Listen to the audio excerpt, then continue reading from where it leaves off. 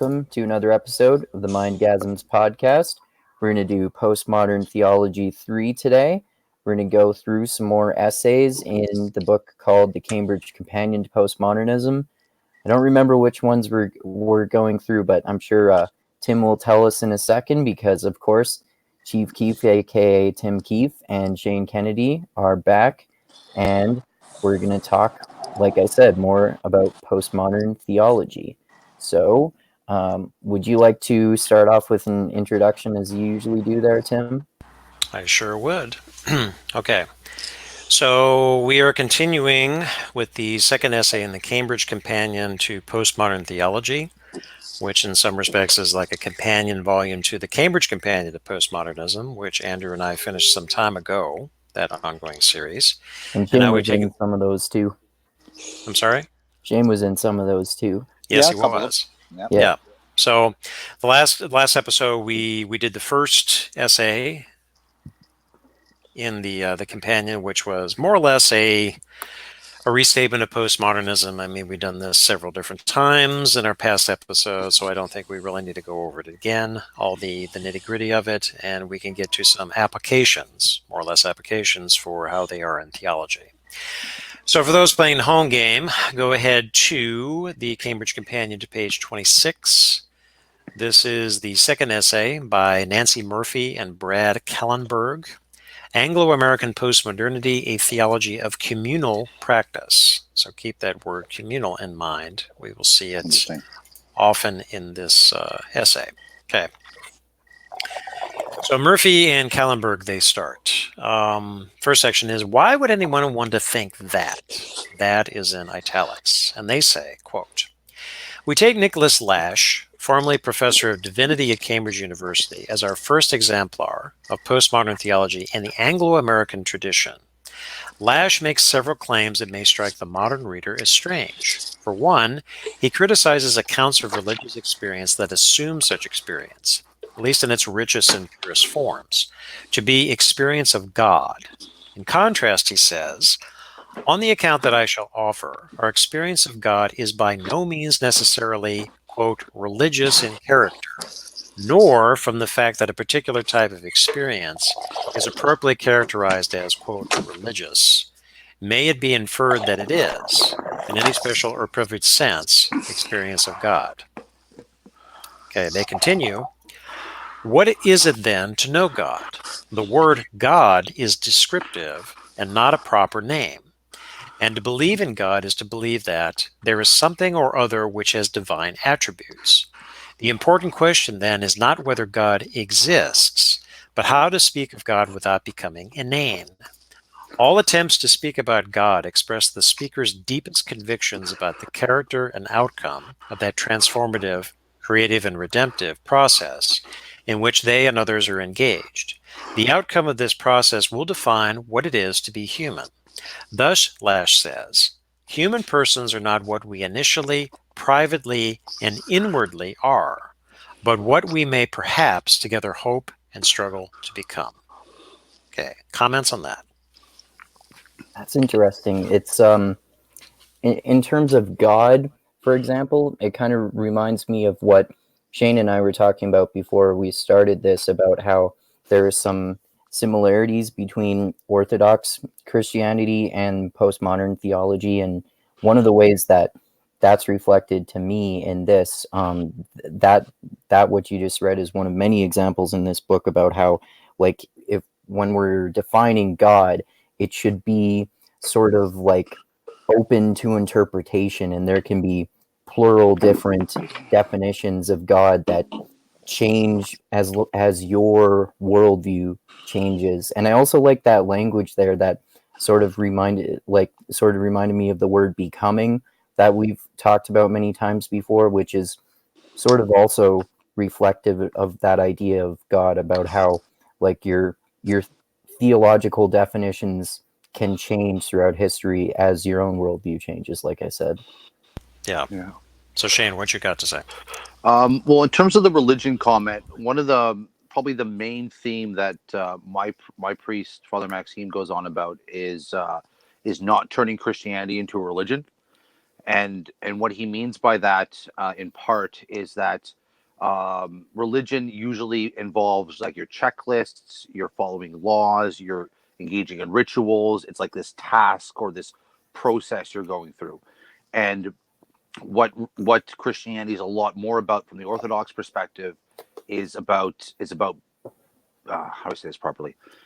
Is about being human, being saved, being redeemed, and the religious things can actually get the doctrinal religious things can get in the way of that. So your ideal, like for instance, they say like the monks and whatnot, they can move past the dogmas. So you can definitely interact with God outside the religion, especially if religion's defined more in a Durkheimian kind of systematic kind of way. So I agree with that. Or sorry, I agree with what that could mean, because I don't know exactly what our terms are defined as at this point. One interesting thing that I still don't completely understand that I just encountered 2 days ago was this Orthodox idea that it's not about becoming, it's because you already are human, you already are an image bearer of God. So the idea is you don't need to become anything, you just need not to be distracted from your nature by your passions, by the worldly or carnal things that get in your way, by these like satanic or demonic forces that try to make you buy into these worldly constructs, buy into these towers of Babels, and air quotes there. So it's kind of like an ising. He actually used ising as a verb when he was talking about the book of John. So I'm not exactly sure what the significance of that truly is, but there's um, this idea that you already have everything you need, and it's not about becoming anything, it's just about not going down these wrong paths. And that kind of bleeds into the fall as well. The idea that it's like you're just fine as a human being. The fall is not about you sinning, it's about these wrong things getting interjected into you and divorcing you from what you truly are as an image bearer of God. So Well, aren't we always changing though? And what about like self-improvement? self-improvement is a big trap in orthodoxy, because self-improvement always comes back to chasing worldly concerns and carnal concerns. I'm going to improve my job, I'm going to improve my health, I'm going to improve all these things. None of those things ultimately are important, because ultimately they're all going to end. You're going to die. Your biological life, your worldly things are all going to end up melting away, no matter how much you improve them or not.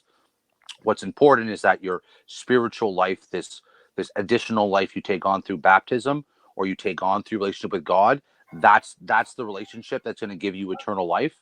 So it's like self-improvement. You want to do it in the sense that you want to, spread love, which is self-improving is going to help you do. So it's not like it's not important, but that's not the priority. The priority is to, be toiling like the be not toiling like the lilies in the field, to not be burdened by guilt, to experience your deification, your theosis, to experience God. That's kind of the point. So don't let the self-improvement angle distract you from that eternal life that you have access to, that ocean of love, or that oneness with God that you have access to. Okay. I understand like the appeal of trying to like commune with God and not focus so much on self-improvement, but that clarified that for me in the last section of what you said. But especially the first part of what you were saying, where I don't think you exactly phrase it this way, but how it's almost like a trap to focus on self-improvement, that sounds like oddly against your buddy Jordan Peterson, and oddly like fringe wackaloon lefty-ish politically. I'm just kind of like being hyperbolic because I think it's funny, but yeah. Well, I think like what just I mean, and by all means, Tim, after this comment, if you want to move on, feel free to nudge us that direction. But Yeah. I think what Jordan Peterson's trying to do is he's basically saying, if you can get your responsibility game organized, then you can align yourself to Jordan Peterson's God, which is meaning. And then once you have that relationship with meaning, that's gonna be your bulwark against all your sadness, all the suffering. You got your meaning relationship established. Now you're good to go. And if you're clean enough to have that relationship, or organized enough to that, then you're going to have the power and ability to affect things in a positive way. So I think what he's saying is, and this is similar to the Orthodox idea of purification or controlling your passions, is that once you get that world organized, then you open yourself up to, use your love or your responsibility to benefit people, whether you want to use Christian language or Peterson language. But so you do have to organize those things. But whether you're Peterson or Orthodox Christian, the point of that is to get access to your meaning or get access to God. It's not an end in of itself. So don't. Sorry. No, that's it. That's it. Just don't turn responsibility or self-improvement into a false idol. You might say. I like that. Yeah. Like Jordan Peterson's project is like level 1, and then what you're focusing on is like level 2 after you get sort of your discipline sort of like programmed in. And I like that idea of worshiping discipline as a false idol too, because I myself have actually had that problem before and have had to literally become like less of a workaholic. Well, it's ultimately the idea that I don't completely understand all this stuff yet. I'm still working it out. But the idea of like any goal that's discipline or self-improvement, it has no end. So by definition, it's a treadmill. Like you can never self-improve enough. You can never be disciplined enough. So it's like ultimately it's still going to leave you wanting. It's not going to be the end of the story. Whereas if you have experience of meaning in Peterson's language, or if you feel right with God and you're doing your theosis, that's it. There's nothing to become. There's nowhere to go. You're already there. And in theory, the Orthodox say you always have access to Jesus no matter what. So you never have to despair. You never have to feel lesser.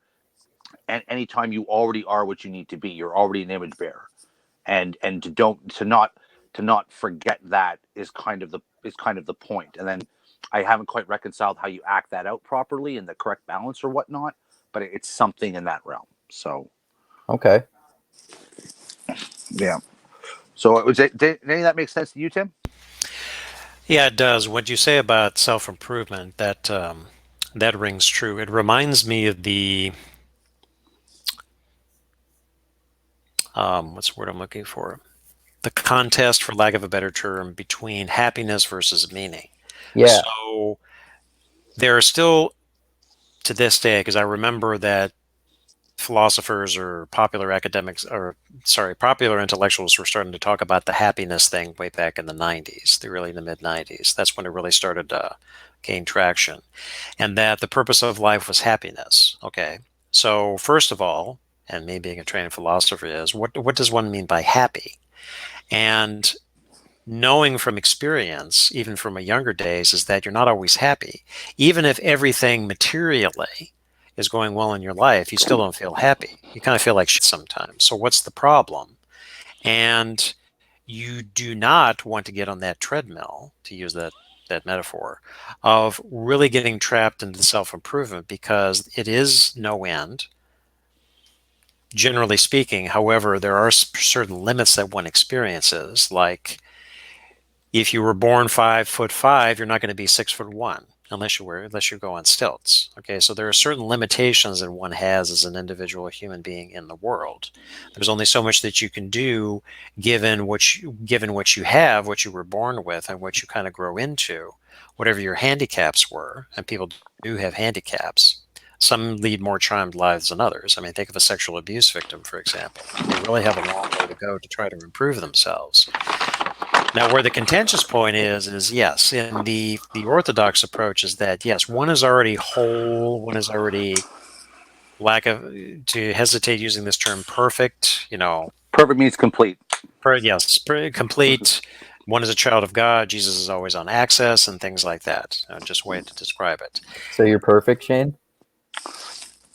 No, except I'm messing it up, right? I think I'm perfect. I tell it to myself every morning when I Yeah. I don't have to do anything more. Yeah, ask me in 40 years. We'll see where I can get. Yeah, but I believe the point of that is, of course, one could say, yes, you should exercise, you should eat well, you should really take care of yourself, because, to use in this one phrase that is nothing new, it's been around for a long time, is that your body is a temple. Hell, even the Asiatic religions talked about that, purification. Be careful what you put in your body, because your body is a temple, more or less. And science has taken several centuries to catch up, is that, yeah, what you put in your body and what kind of lifestyle you live really affects your mood, affects happiness. It's part of it. But then happiness, I came to the conclusion when I was younger many years ago, is that happiness was kind of a byproduct. Contentment is probably something better to shoot for. But Yeah. even more important is you're shooting for meaning in your life. And where people really go awry in the contemporary world is that they really lack meaning. Now, that's not to say that a secularist couldn't have a deep sense of meaning, as would an Orthodox Christian or a Catholic or somebody else, even a Buddhist, would have. It differs from person to person. But the upshot of all of this is that meaning is much more important. And you can identify meaning as God, but tying it with this essay is we're really getting down to, the authors are trying to get to, is that we have to be careful on how we define God. And they're really moving away from, we talked about this last time, Catyphic theology, which is God is, and moving to apophatic, which is God is not. Okay, I have to chime in there, because yes, that's exactly what it is. I'm actually doing 2 theology courses this semester at a university. I couldn't help myself. It's like I shut down my It's like, startup. yes, that's it. I know. Well, it's what I really want to do. And I'm just anyway. So I'm doing it. Yes. And so the one little anecdote, and forgive me because I already told this story earlier when we were talking before the chat. But Oh, that's fine. so my priest was saying how he was talking about the example of I think it's 4th to 8th century saints talking to some heretics, and how like he wouldn't go. There's certain topics he wouldn't even talk about with them, and part of the reason why he wouldn't talk about those topics was the highest grade that he could get when he was learning his theology, doing his degree, was sufficient, because in that whole assertive, I don't know these words, cataphatic versus apathetic, or what are the 2 words? Cataphatic and apophatic. Yeah. So the form of the apophatic is not that you can't say anything about it, because there are useful analogies, there are illustrative things you can say, so you are making some statements, but it's okay. Now wait a minute. Let's put some stress on that. You're using analogies, sort of roundabout ways of saying, well, but you're not being essentialist about it. Yes. I think not essentialist. It's that there's a constant. This is very postmodern, right? A constant acknowledgement that the construct you're creating is not going to replace what you're talking about. Right. So don't pretend that you have a full explanation, right? Right. And so the example, I think, was was it Chris? Was it? They were talking, but we're talking about sacraments. It's like your relationship with Jesus is like a marriage, okay? So, but it's not a marriage. So, like there's Jesus is the bridegroom. You're polyamorous with Jesus and your girlfriend. Yeah. But yeah, there we go. Yeah. But because Jesus is literally inside you, regardless of anatomical limitations, right? He's he's literally. Oh, I can see Shane being a really good preacher now. Oh yeah. Yeah. Anatomical limitations notwithstanding. Yeah. And so yeah, because he's literally inside you, that level of union or connectiveness is like the closest union that we can imagine, which is in the top 2 at least, or 3, is marriage. So it's like that. So there's a lot of useful understandings we can get from there, but the idea is that you hit that sufficiency barrier, where past that, what they're telling me is, beyond that you get into empirical theology, which they think what they mean is, beyond that you experience in a way that is so personal and contextual that you can't really describe it in generalized terms, nor should you. Like past that level of explanation, and coming back to the definition of God, which we're going to continue on, it's like there are certain things that are useful to say about God as a general thing, so we're on the same page. But ultimately, one's understanding of God is going to end up being a very, very personal thing, a very contextual thing, a very beyond words thing. So just they're very much. So they're apathetic or apathetic or whatever it is, type of theology. Apophatic Apophatic isn't only making statements about what it's not, or not making anything declarative. It's more just really being mindful of that limit, and kind of keeping that in the forefront as like an ego and pragmatic, beneficial, theological, lots of good reasons to do it that way. Right. Okay. Yeah. I'm glad that you used that word pragmatic, because that's actually what I was just thinking about. It makes me think of how, like, for example, asking the question of whether God exists is not really a very useful question because no one can prove or disprove it. It kind of reminded me of that quote from Richard Rorty that you showed me the other day, Tim. It was something like someone was asking him whether anything actually exists or not, and he said something like, "Why do you even care about that question?" Well, that was my, I don't know if you'd seen it, Shane. It was the debate that Thaddeus Russell had with Stephen Hicks. Yeah. Took place in New York. Oh, geez, that's out? Oh, I definitely got to watch that. Yeah, Yeah, it's so awesome, dude. I think it's on I thought, Reason TV on YouTube. yeah, it was hosted by Reason. Yeah. Gene Epstein was the one that was the moderator, but it was in New York. So, and I was listening to it when I was at the gym, and I thought, okay, overall, I thought it was an okay debate, but unfortunately, Thad really didn't make his case very well. And there are certain things that propped up in the debate that he really has been stressing, and I'm thinking him trying to deploy postmodern to marry it with libertarianism. I can understand the Nick Gillespie interview, but that's, I think, taking a little bit too far, and consequently he lost the debate. And I remember there was one girl in the audience who had asked that, well, what do you believe that anything exists? And I just kind of rolled my eyes when she asked that, and I'm thinking, well, if I could deploy a Rortian question, it's just it would be something to the effect of, why do you even care? Yeah. What does it matter to ask that question? Yeah. Like, even if nothing exists, or even if we're listening, or we're actually living in a simulation or something like that, we don't know, and there's no way that we know of that we can know. Right.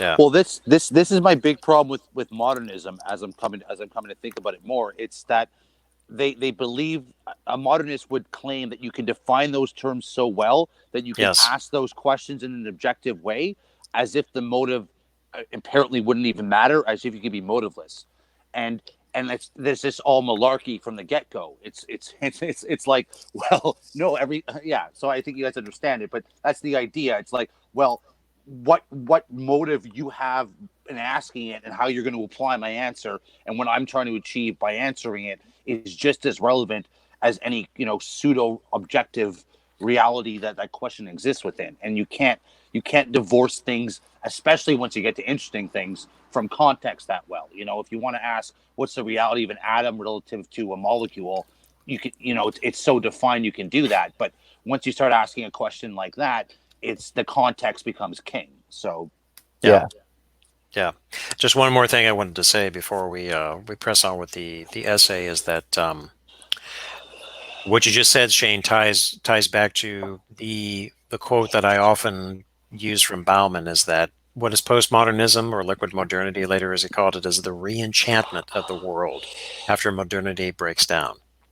Mm-hmm. Yeah, I like that. So precise measurement or precise definition of terms, you could still try it, but it's really running up against its limitations. Yeah. Well, I just have to say, it's like, there was that one quote there where last time we were together, and I think it was Derrida, like the Peterson's lead jackal, like, Yeah. and good and term, the lead jackal. Yes, Yeah. I remember that. And I sorry, Greg, if you ever listen to this, but I me and him often butt heads, but I'm like, dude, that one quote there, I mean, like, all the problems aside, like, that's a pretty Christian quote. I don't see a lot of things wrong with that. I mean, It was really deep, man. Yeah. And I don't want to characterize this. Something about his thinking, he keeps coming back to, like, well, don't point out flaws in other systems. Don't listen to half-right systems that other people put forward. Why not just go directly to the systems that are the most correct and study those? And to a certain extent, that makes a certain amount of sense. But But eventually, so when I busted out that quote and I said, "Oh," it's like, "Oh no, the guy's just all the other problems he has." I can't see past any of those. He didn't say it that way. That's the way I interpreted it. Mm-hmm. And I'm just like, I don't quite see. That seems a little too dogmatic for me, and not pragmatic enough. So I mean, I still do believe there's this thing called applied postmodernism that is a real scourge upon the planet. And I think it's applied dumbasses who don't know what they're talking about. Well, applied dumbassery. Yeah. Well, and it's probably it might be just as simple as people just grabbing whatever ideas suit their agendas and just saying whatever. well, it's unfortunate that, you know, the older I get, and because I've been studying this thing for a long time, and the older I get, and the more that I see this is just a lot of half-baked ideas by popular intellectuals circulating around, that is aided and abetted by social media, YouTube, and the internet, to, I'm not ashamed to say, people of a middling intellect. And then it becomes it becomes almost like, what's the word I'm looking for? Self-fulfilling prophecy? Or no, not a self-fulfilling prophecy. It's a I get the thing takes on a life of its own, where you cannot understand the context. You cannot understand things from a deep level by just watching YouTubes all day or reading blog posts or only followed by popular intellectuals. You know, this was something that I learned, again, a long time ago, not necessarily to toot my own horn, is that you read and then it takes you to somewhere else, and then it takes you to somewhere else, and then it takes you to somewhere else, and then eventually you might return to where you started, but you have a deeper understanding from where you started, and that goes again and again. It's like it's a spiral, again and again and again, circular. You go back here, circular ambulation, Young calls it. Yes, and so it widens your context. Where, you know, as the old the adage goes, is that the more you know, the less you know. Yeah. The less you know, but I think the more that you kind of understand from a deeper level that you can't easily explain to somebody else. Just like because you can emphasize with different worldviews more? Well, you can emphasize with different worldviews, but remember the thing that I keep saying in the delusional, Andrew, is that you let it sit with you a while. You might not get it at first, but if you let it sit with you a while, you're just like, oh, yeah, that's what it was. But, you know, you really would be hard-pressed to explain it to somebody else because you've had this brilliant insight that you didn't have before, and it just kind of changes your worldview. Mm-hmm.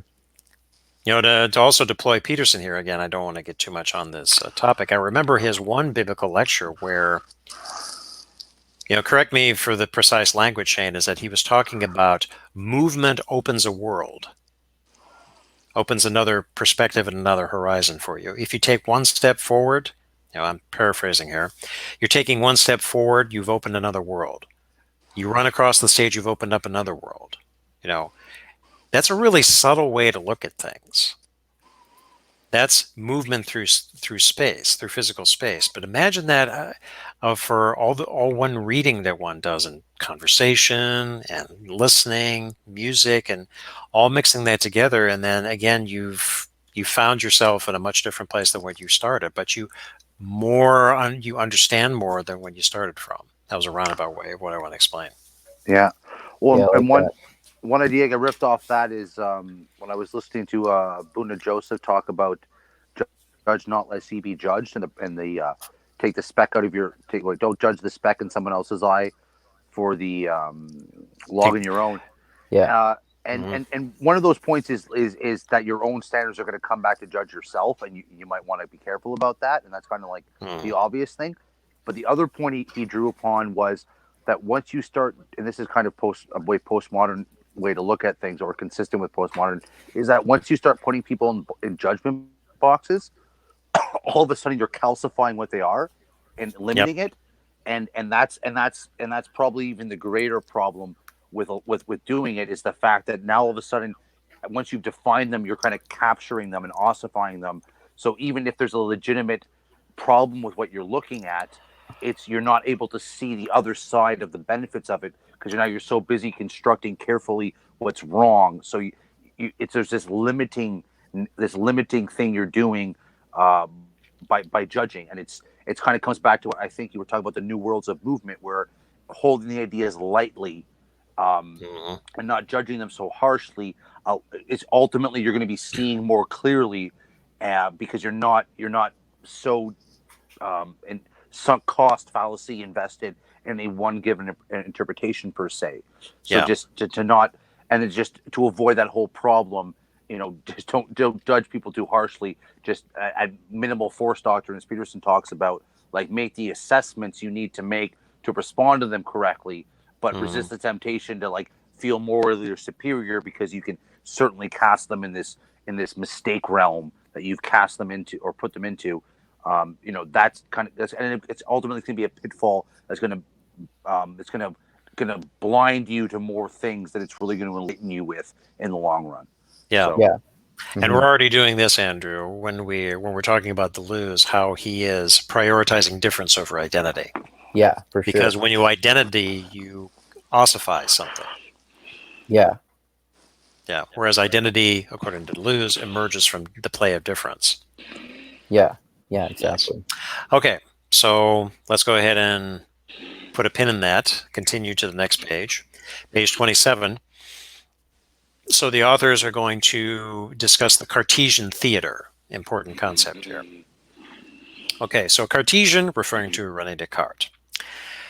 So they say, second paragraph, Descartes described himself as a thinking thing, distinct from and somehow within his body. Thinking is a process. Shane, can you put mute on, please? Oh, sorry. Yeah. Thinking is a process of focusing the mind's eye. But focusing on what? On ideas in his mind. Thus there arose the image of the Cartesian theatre. The real I is an observer in the mind, looking at mental representations of what is outside. Okay, so briefly, when Descartes was conducting his methodological doubt, he came across cogito ergo sum, a conclusion, more or less. I think, therefore I am. This is something that is indubitable. I cannot doubt this. So then the cogito became a thinking thing that resided within his body. And this was the birth of, although he was not necessarily the first one, the mind-body distinction. There is a mind and it resides within a physical body. How did it get there? Kind of unimportant. But thinking is a process focusing the mind's eye, but focusing on what? So the Cartesian theater is objects appearing within the mind, a la the theater. And I, as the observer, is in the mind, and I am looking at representations. Now, later on, Andrew, when we get to Rorty, we've already touched on this a little bit as a critique of representationalism, that the mind does not actively engage with the world, rather it is engaging with it through representations. Yeah. Okay, so this is the Cartesian theater. So then they continue, next paragraph. Stephen Tolman, who was an important scholar in his own right. Stephen Tolman and others provide a plausible account of why Descartes' quest for absolutely certain foundations seems so important in this historical location. Social and political life could no longer be based on the authorities of the past because these authorities' divergent claims had led Europe into the chaos of the 30 Years' War. Okay, so Descartes was active in the 16th century. That was his time period. This was the early modern period, which transitioned from the Renaissance going into the modern period, the Renaissance a transition from the medieval period. Okay, so in the medieval period, theology was prioritized over philosophy. Philosophy was a handmaiden to theology, in other words. The majority of important thinkers in Europe, but also to a different extent in the Arab world, with the Islamic philosophers, philosophy provided the undergirding to theology because most people were, particularly scholars, theological. So as this progressed through its transitions from the medieval to the Renaissance and then the early modern period, is that things became calcified. And then this came to a breaking point with the 30 Years' War, which was a quite destructive war in Europe at the time. Sorry, wasn't the 30-Year War, was that not about the Protestant Reformation? Catholics versus Protestants, yeah. Yeah, okay. I know that war well, yeah. Yeah. So it was basically a religious war, the 30 Years' War. So the desire to find rational agreement beyond the bounds of religion, of religious and political parties, led to a quest for knowledge that was general and timeless rather than local and timely. In other words, to the quest for universal theory. Okay? So to the next page, page 28. They continue. They say, the new corpuscular physics made it appear that all knowledge of the outside world needed to be transmitted by particles striking sensory surfaces. This is what a corpuscle was, a particle that it's sort of a version of the atomic theory, except a corpuscle is something that could have been measured a lot better. So particles striking sensory surfaces from which coded information could be sent to the brain and thence to the mind. This picture set Descartes up for a pernicious sort of skepticism. How to know that this transmission process was reliable? Or more generally, how to know that any ideas in the theater accurately represented the outside world, if indeed there was an outside world? Wallace Mason describes this approach to philosophy as inside out, in contrast to outside in philosophies, which begin with an account of the world and at the end explain the human mind and its knowledge in the terms of that account. So outside in was the medieval world. There is God. The world we exist in was created by God. We ourselves were created. We are creatures of God, blah, blah, blah. Okay, so that is outside in. But in the early modern period, Descartes' time, that became inside out. The corpuscular physics, which was kind of tied up with Newton to a certain extent too. The new developments in physics that were happening, so corpuscles acted upon the senses. There were these small atom-like things. They acted upon the senses. And then information arose, sending to the brain or the mind, sending to the brain, because the brain had been discovered at this point. And the mind resided in the brain, and then appears a representation. This is inside out. Yeah, that sounds like, well, it has the same problems as the mind-body dualism perspective. Like you're starting from your preconceptions, and then you're rationalizing from there to prove your preconceptions. Well, I would be careful when you say they're preconceptions, because I would say it's more of the overarching theory. Okay, so again, outside in is there is God. God created the world. Okay, a Christian approach to things. Wasn't universal because you had the Asiatic philosophies, but then they had their kind of their own approach where whoever the Hindu gods were created the world. Okay, more or less the same thing. But now we are shifting from man as part of creation to man understanding and perceiving creation or perceiving the outside world. A big shift here. Okay. Even Foucault talked about this later on, where the invention of man as a subject, this came a little bit later on. Man was a subject of inquiry, not just man is the one who is conducting the inquiry. But the whole thing about the corpuscular physics is that something acts upon the senses, transmits information to the brain then sends it to the mind, and it appears in this Cartesian theater. Okay, this is the basic theory. But how do we know this is reliable? We have doubts because if we perceive something when the light is not bright, we say that something is red, but it could be green just because it had been in a dark area. So our senses play tricks on us. Henceforth, we have doubts about the reliability of the transmission process. Yeah, exactly. And we have doubts about whether what we are actually seeing in the mind is the accurate representation of what we see in the world. Mm-hmm. Exactly. Okay. Yeah. So this is where the skepticism comes in. Descartes set himself up for this. Now, continuing. Many of the prominent features of modern thought can be explained as consequences of this inside approach to philosophy. Okay. Later on, thus, modernity has been a period preoccupied by anxiety about knowledge. How can I ever know that any of the contents of my mind actually represent the world outside? This thoroughgoing skepticism in all realms of knowledge is the ill that foundationalism in all its forms was intended to cure. Philosophy's job became, in the modern era, not the systematizing of all knowledge about the natural world, human life, and well-being, God, but rather the discipline whose job it was to assure that any sort of knowledge was possible by providing the foundations of science and ethics, as well as the prolegomena, meaning introductory studies, to theology. Okay. Shane, you had some comments about modernity earlier. Do you want to run with this one?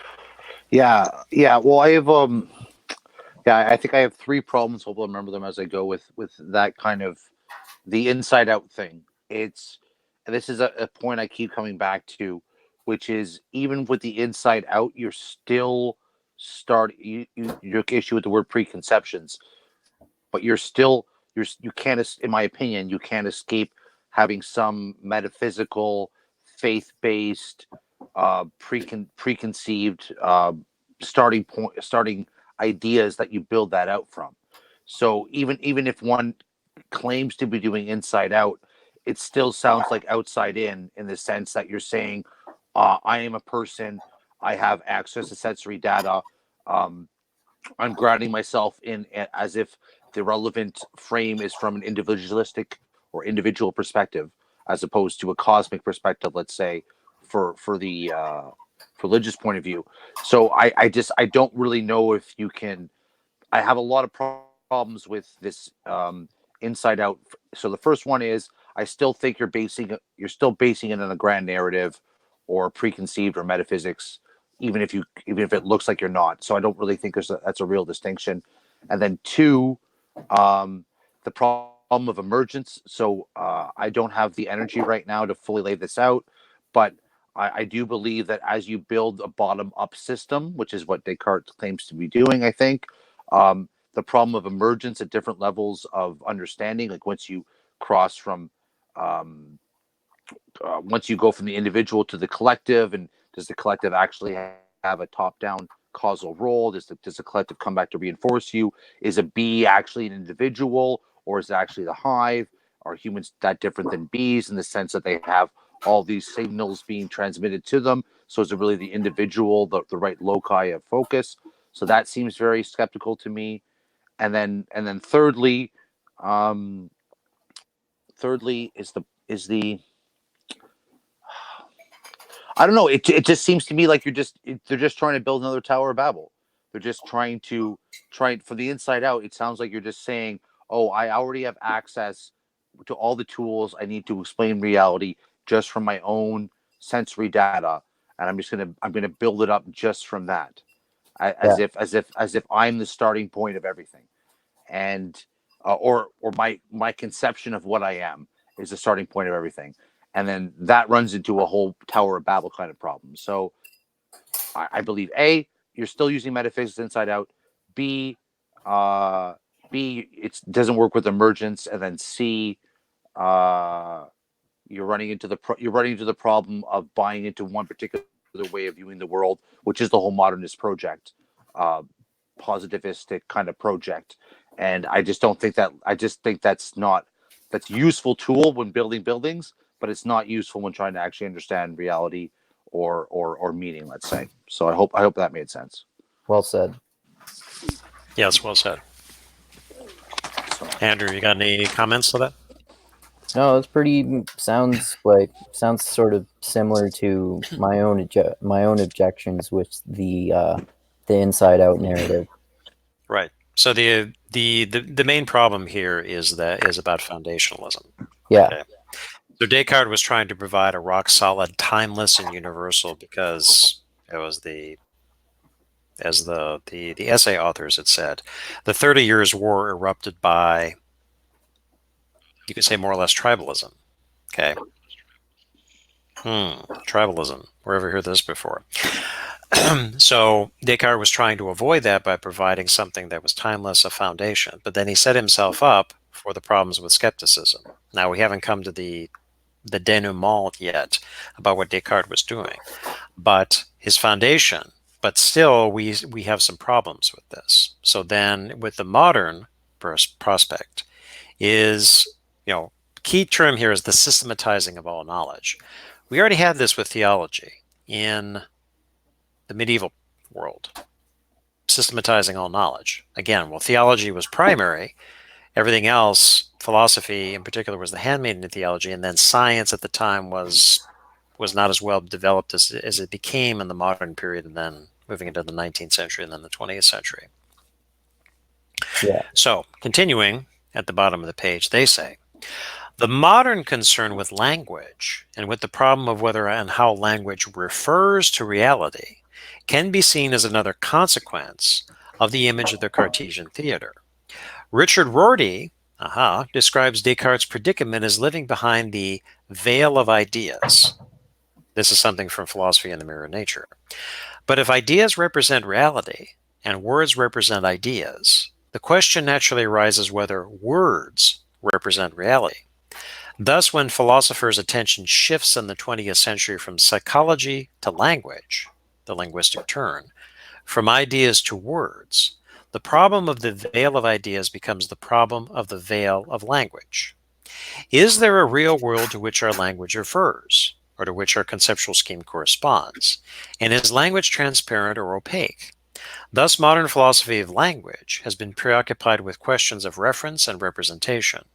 Words get their meaning from the things in the world to which they refer. But how does reference happen? Postmodern thinkers of the sort represented here are content with the question, which description of reality is best? But modern thinkers characteristically ask, look, we have descriptions. Now, is there anything to which they correspond?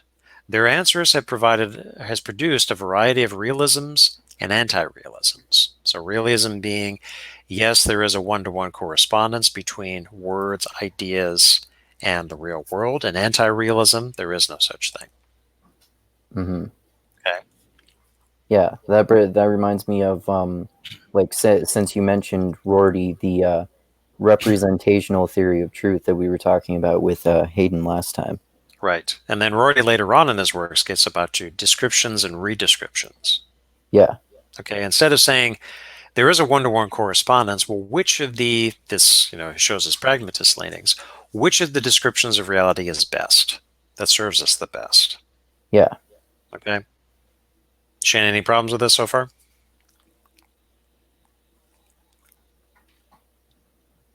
You there, Shane? No, it seems very descriptive to me. Okay. So continuing, next paragraph. Yeah, am I not? Yep. Hello? You're there. Hello.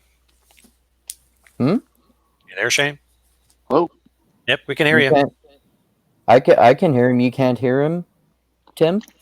No, I can hear him. Oh, okay. Yeah, we can All all hear each other. Yeah. Yeah. So their last line, their answers have provided a variety of realisms and anti-realisms. Okay, so the first one is Kant. I'm not going to get too much into this. The distinction between the phenomena and the noumena.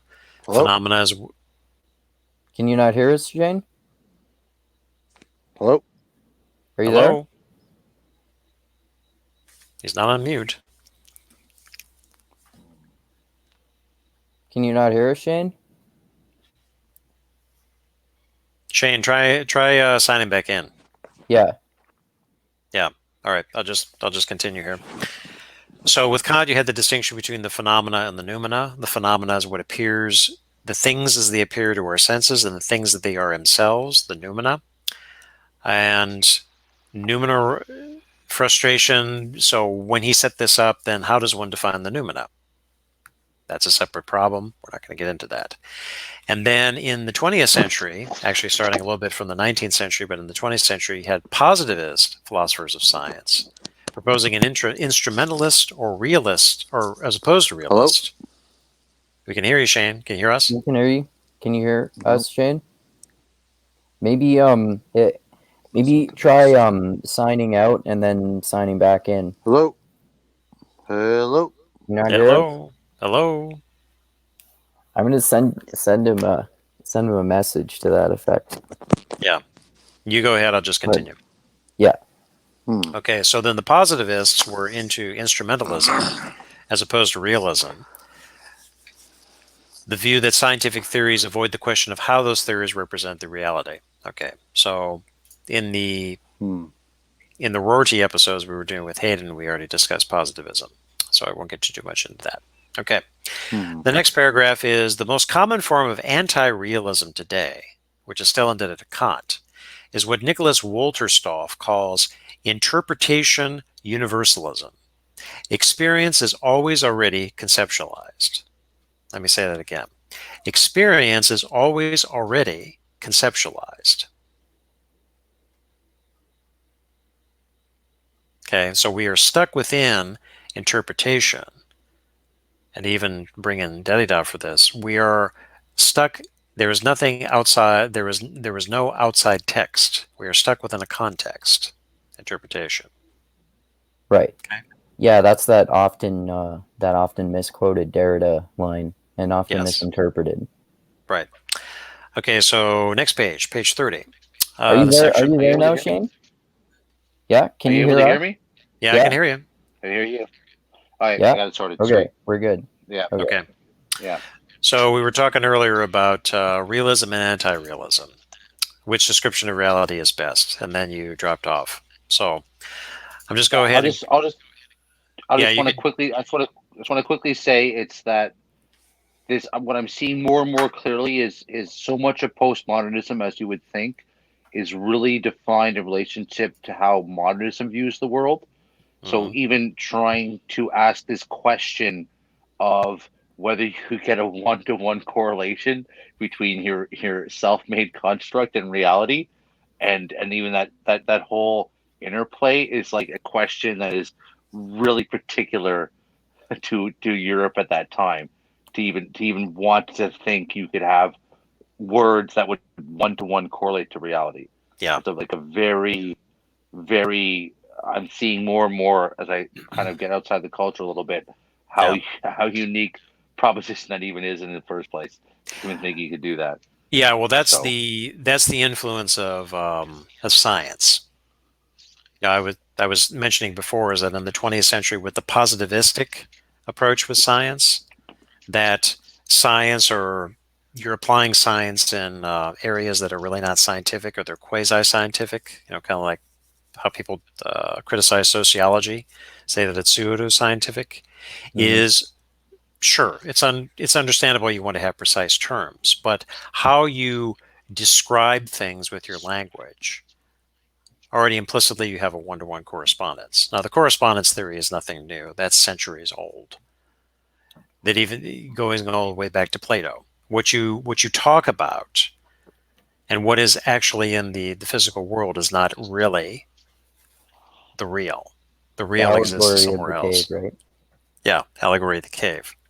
Again, that's centuries old. It's an old problem that we're still talking about today. Thing I want to quickly mention is this goal. So I think we're in the middle of scholasticism, right, from a theological perspective in the West at this point. No, we are. Well, let's see. Would we be scholasticism? Probably not, because maybe there might. I think there. This is the tail end of scholasticism. This is the tail end of scholasticism. As some scholars have pointed out with Descartes, is that he inherited scholastic terminology and the scholastic framework, and there's still some remnants in that of what he is dealing with. I mean, like the geometric method, for example, and then Spinoza took that up too. That's something of a remnant of scholasticism. Here's your axiom. Here's your proof, demonstration, things like that. The reason I mentioned that, and this is the end of my interjection per se, is that from my understanding from my class the other day, is that the scholastics rediscovered either Plato or Aristotle. I think Aristotle or both. No, it was Aristotle. So So to me, this seems to be what I think was happened here is that in the East, that the relationship between that overstatement of things that the positivist or what will become the modernist perspective would want to do, this totalizing of that viewpoint, which is what ends up happening, I think, in the West, where they totalize that viewpoint to understand the world. That was something where that had been dealt with so early. So all of a sudden you have people being, oh, well, we just discovered this perhaps we do want to totalize this positivist apocalyptic way of looking at the world. And Mhm. so they play that out, and you get that with Descartes. So, and then something that just occurred to me tonight was, well, one of the benefits of them playing that card so hard was them really pushing the limits of positivism. So we see revolution, all its pros and cons. So they went very hard in that direction. And I think what we're living, well, with postmodernism, where we're living now, is now we're seeing, okay, yes, you can push that super hard, and they did it across every realm. And in some realms, yay, you get reduction of poverty, reduction of famine. In other realms, you get absolutely no purpose to life, and no Chinese people walking into daycares and kids and kids in North America. I only view blank. You can kind of see what happens. So that's kind of the narrative I'm building, just sitting back and listening to you guys. So, yeah. Yeah, we covered this before, is that in the West became rational. Yeah. Whereas in the East, it didn't take hold. You know, as you've pointed out more than once, Shane, is that orthodoxy leans more towards the mystical, not to the rational. Yeah. Not to I just want to. No, sorry.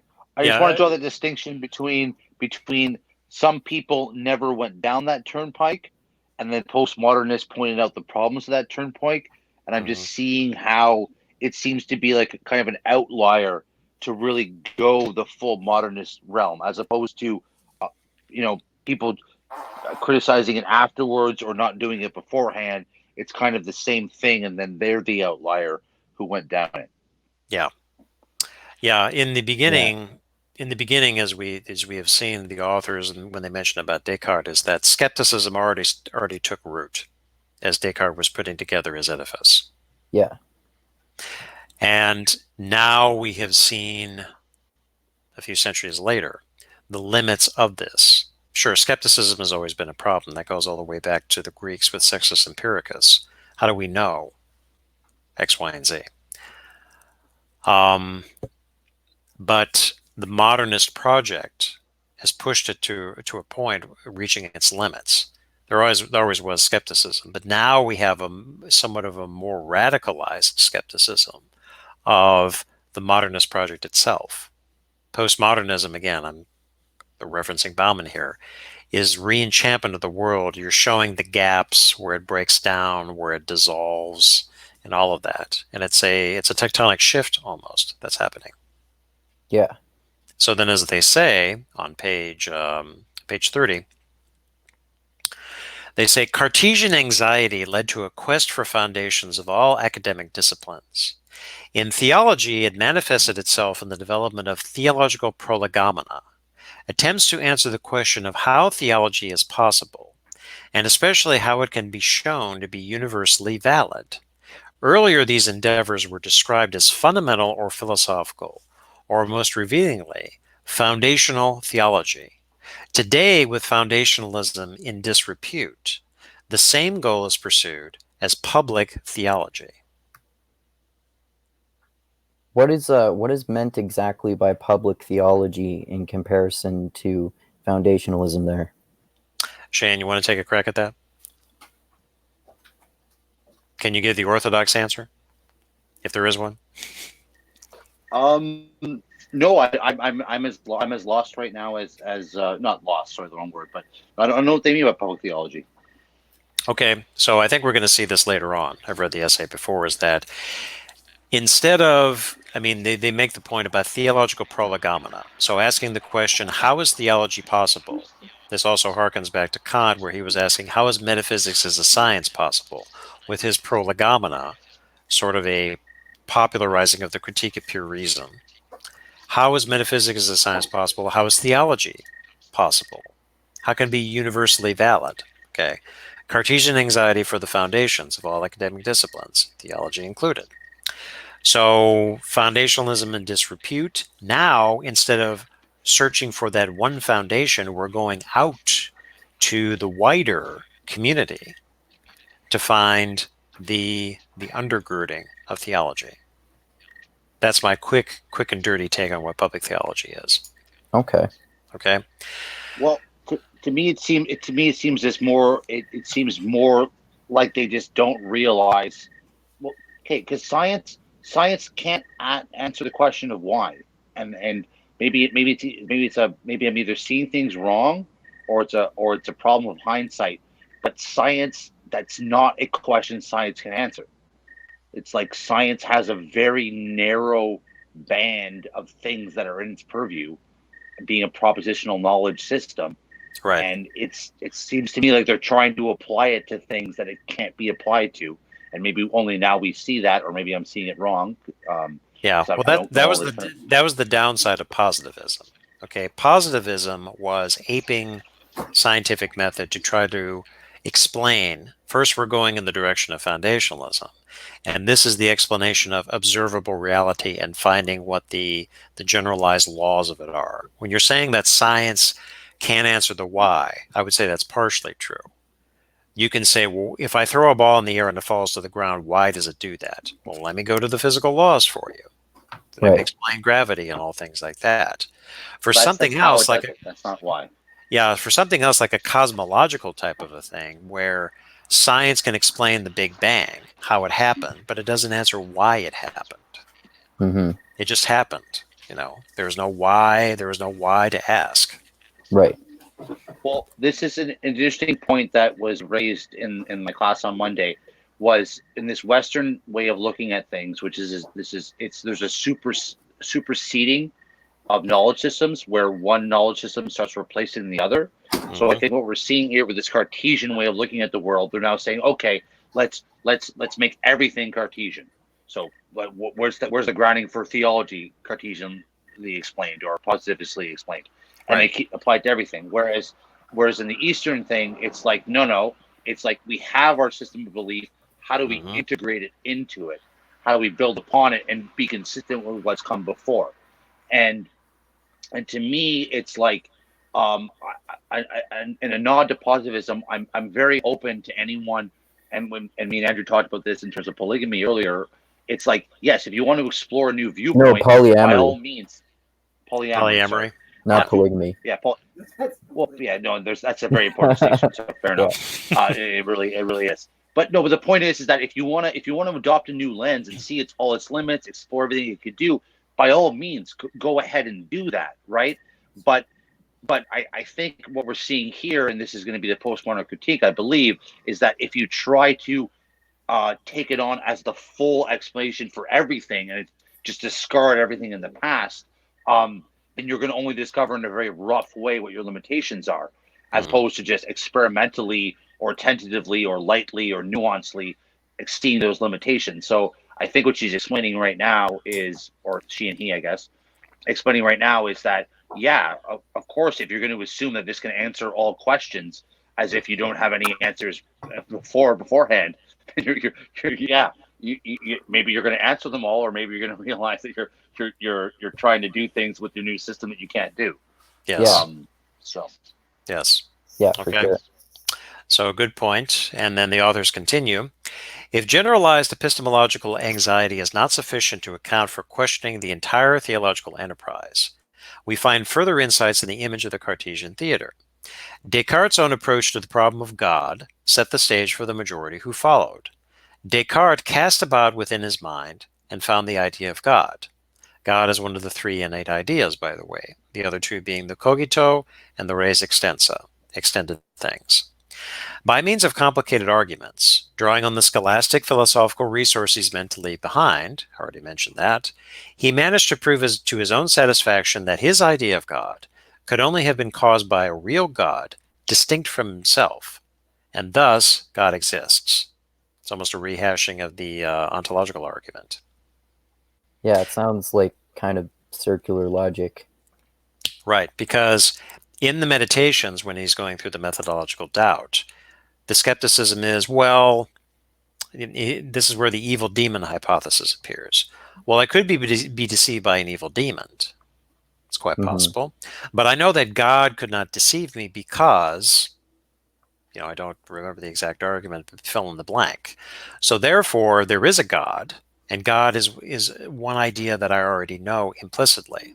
So again, all this stuff about the doubt, he already kind of knew what his conclusions were, and he was just going through this as a means to bolster what his own beliefs were.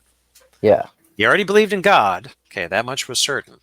This thinking thing, yes, we reduce everything to the foundation, and then we know that things are extended in the physical world and therefore can be measured by that. Mm-hmm. But he already knew that God exists. He was solid on that. Now, in the next paragraph, they say, yet Karl Barth, famous German theologian, has argued that this Cartesian turn to the subject has been fatal to theology. Whenever Christianity is founded on human religious experience, as Friedrich Schleiermacher, the founder of modern liberal theology, set out to do, the question will arise whether religion is a purely human phenomenon and thus God a mere projection. So Ludwig Feuerbach had come up with. Okay, this argument has been summarized in the slogan that a Schleiermacher will lead invariably to a Feuerbach. We might rather say that an inside-out approach to theology will lead inevitably to religious skepticism. Okay. Okay? Shane, got anything to say? Get it?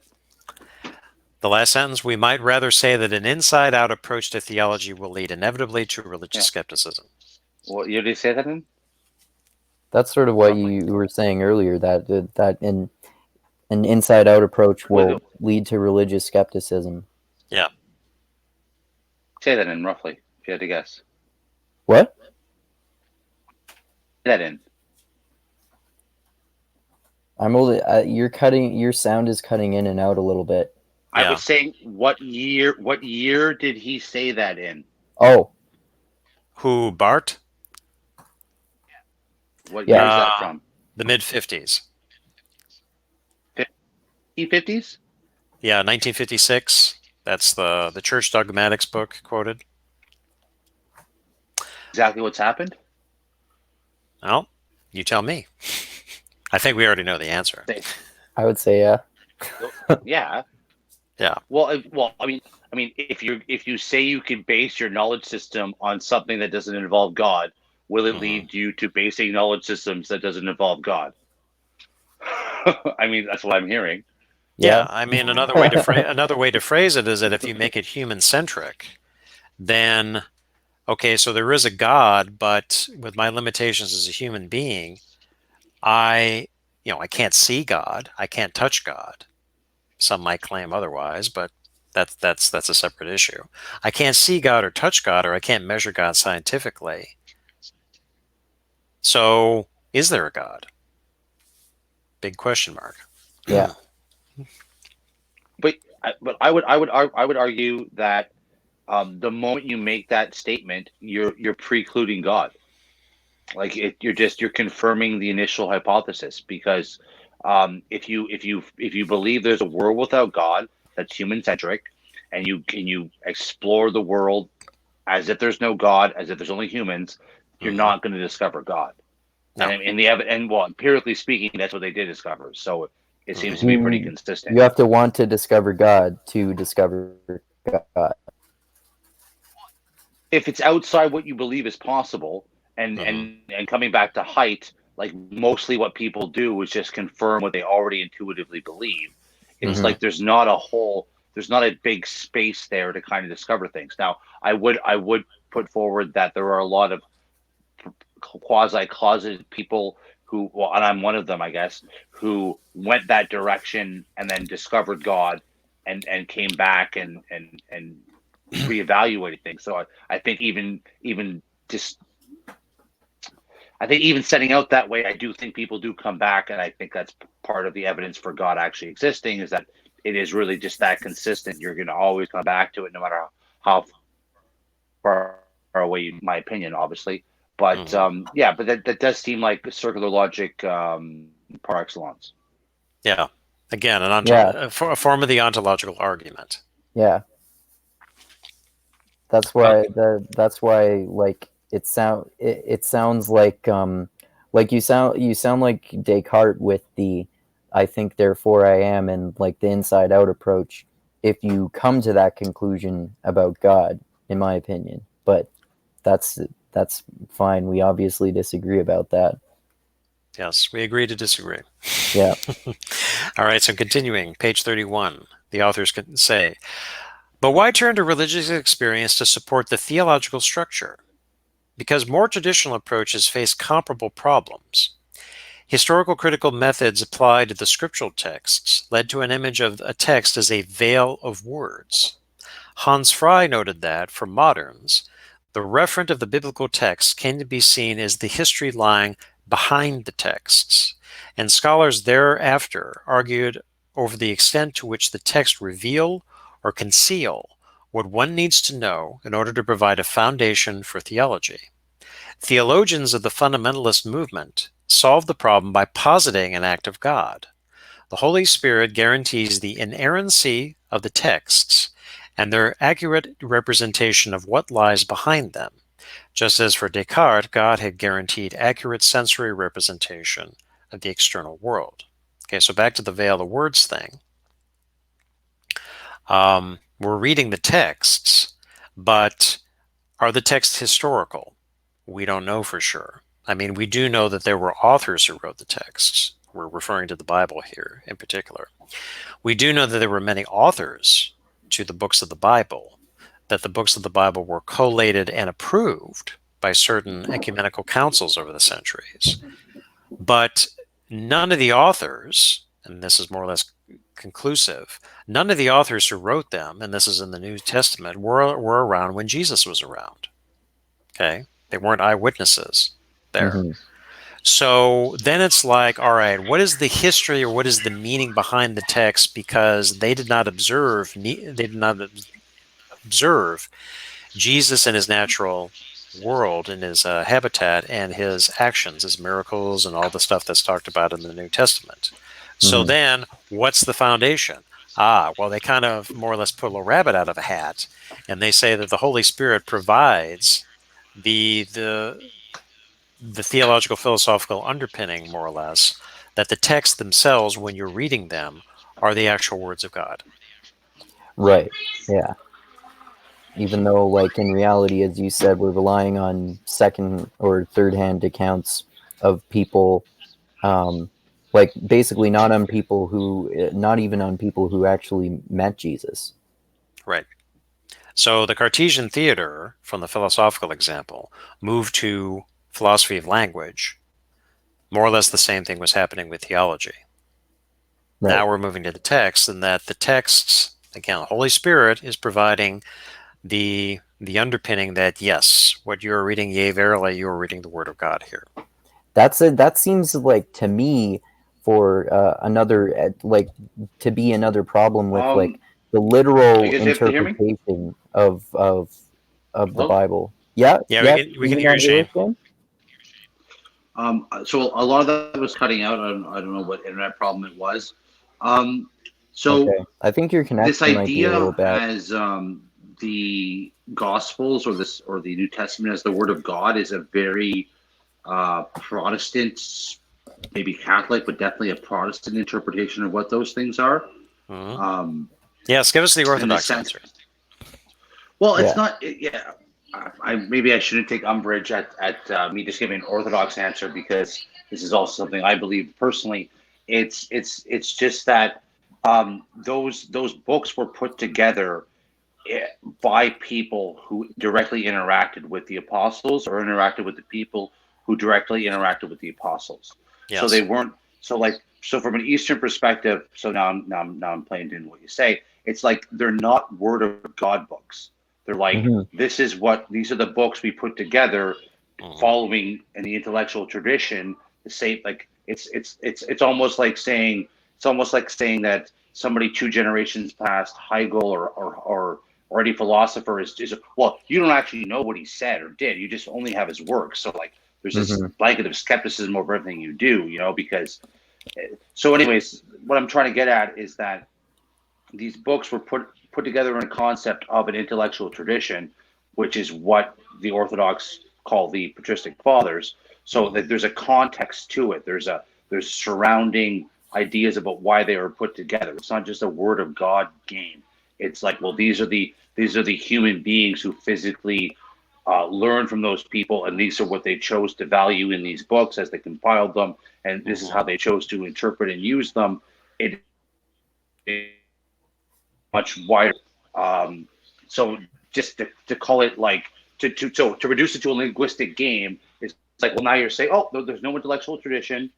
We don't have any knowledge about why people made them or who used them. We're just going to resort to language games. It's very easy because now all I have to do is know language. I don't have to know a history. I don't have to understand any context. I can go ahead and write my scientific paper and be so clever because I just play with words, and then I move up the publisher parish hierarchy without really knowing anything. So I don't know. Yeah.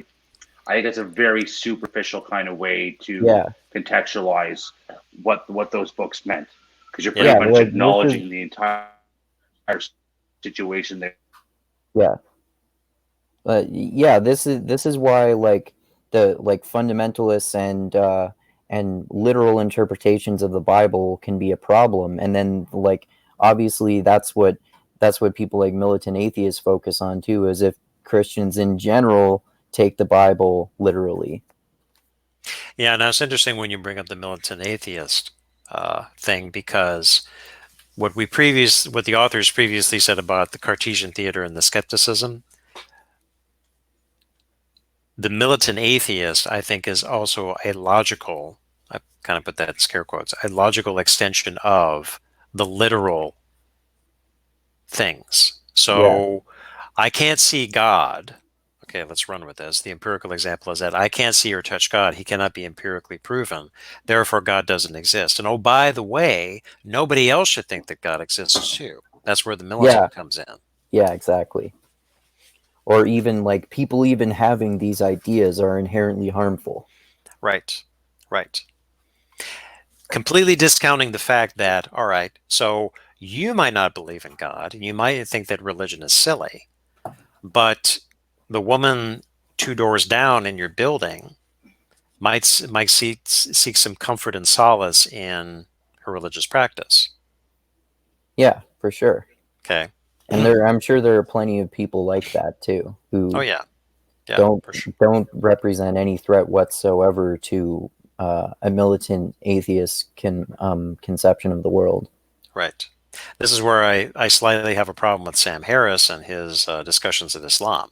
Now, I'm not saying he's wrong that Islam is a danger, because the historical record has shown that, yes, Islam did not spread by peace, as some people like to make it out to be.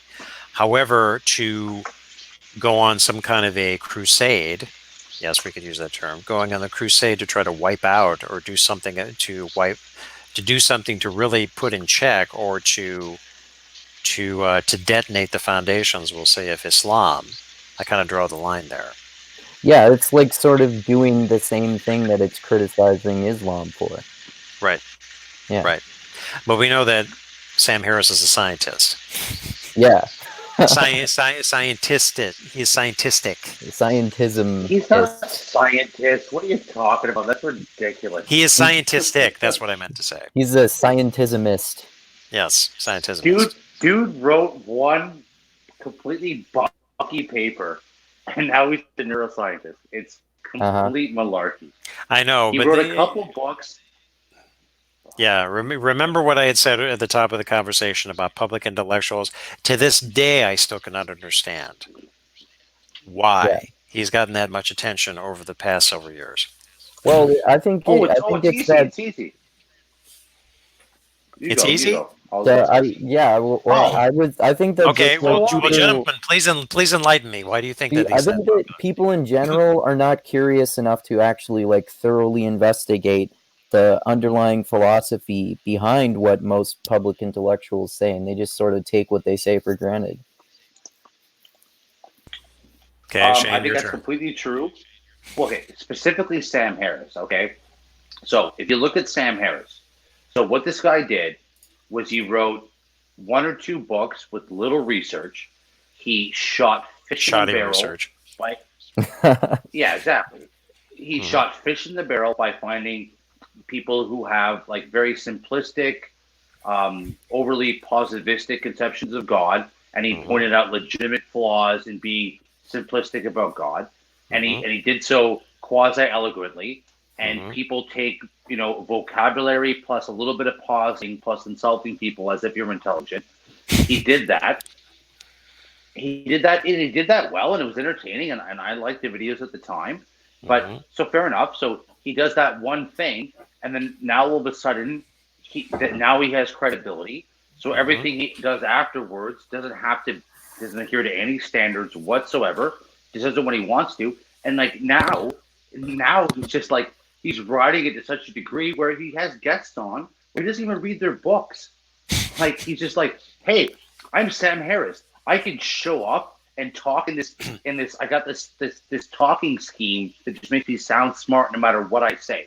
I can literally, you listen to him. I can literally repeat back to you what you said, and it sounds like I did something. Mm-hmm. Like I just take what you said and put it in different words, and I've said something. It's ridiculous. Like, and Peterson was taunting him before the debate. He's like, Sam, I've been reading your books. Have you been reading mine? And Sam's like, dude, I'm rich. I have kids. I don't need to read your books, Jordan. No, well, do you know how much time I spend masturbating every day? Literally and metaphorically. It's like, you think I'm going to read something? Oh, no, I'm going to show up and collect my check, buddy. Like, you're playing the wrong game here. Like, I've already won. Like, it's like there's no competition left over. No, yes. So yeah, it's fraudulent to the max. Like, I should. If I was a petty person, I would write an anthology about all the ways that Sam Harris is a hack. And I wanted to throw a 4-letter word after hack, and use hack as the adjective for the 4-letter word as opposed to the noun. But, I resist it. Because I'm becoming a better person. I resist that temptation. That's right. Always be the better person, Shane. I'll say any 4-letter word for you. I don't think that's necessary. Well, I got 2 things to say to that. Is number one is that scheme that is more common, unfortunately, than it is not common. Yeah. There are very few. I mean, I listen to a lot of podcasts, but there are very few podcasters or interviewers out there who actually take the time to read the books. Russ Roberts is one for Econ Talk that comes to mind. He's an economist. All the guests that he's had on, he says, "I've read your book, I've read your articles." So he comes at it from a well prepared perspective, and he has lots of questions, intelligent questions. Read the damn literature, first of all. Right. And number 2 is Jordan Peterson shouldn't talk either, because he hasn't read that well in Marx either. That's what I was thinking too. He read like just the Communist Manifesto before. Yeah, so that debate he had with Zizek, Zizek. it was like with Thaddeus Russell and Stephen Hicks. He wasn't that well prepared. Okay, well, here I want to on that topic. I want to quickly read to you guys something that my buddy sent me the other day about Marx. Okay. So you should watch our delusional episode about Marx if you haven't, Shane. Yeah. All right. So this is what. So apparently, let's fact check some stuff.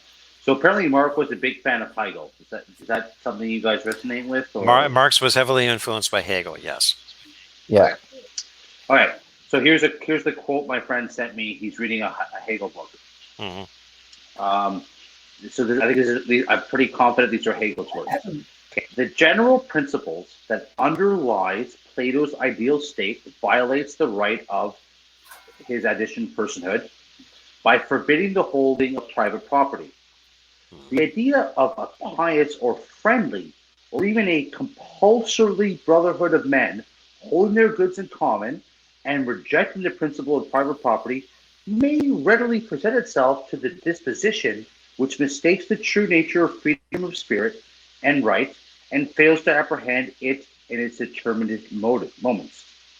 As for the moral religious views behind this idea, when Empiricus' friends proposed to form such an association holding goods in common, he forbade them, precisely on the ground that their proposal betrayed distrust, and that those who distrust each other were not friends. So I don't know how well I read that, but the basic idea is that common property, basically, if you say common property because we're all in it together, the very idea that you need to have this common ownership means you don't trust other people to have any kind of determinate will of their own. And so I wrote back to him and I said, I didn't quite follow this. I don't understand how this relates to Marx. And he says, so my friend says to me, Hegel was Marx's biggest influence. These are now my friend's words. Mm-hmm. Hegel was Marx's biggest influence. Marx developed the idea that capitalism would end in revolution, wherein the proletariat would seize the means of production and create a state to govern, and in which there would be no private property. He theorized that this system would inevitably lead to an anarchic system of communism. Yes. Anarchic. That's what. Anarchic. Yes. In my phonics, I didn't get hooked on phonics, so it never worked for me. I just have to wonder if Marx ever read this section of Hegel's major ethical work, because here he deals with the concept of fatal blow, as it undermines the moral credibility of a system that makes common ownership compulsory. Such a morally bankrupt socialist society cannot possibly develop in any direction other than it did, authoritarianism, and much less some benevolent communist utopia.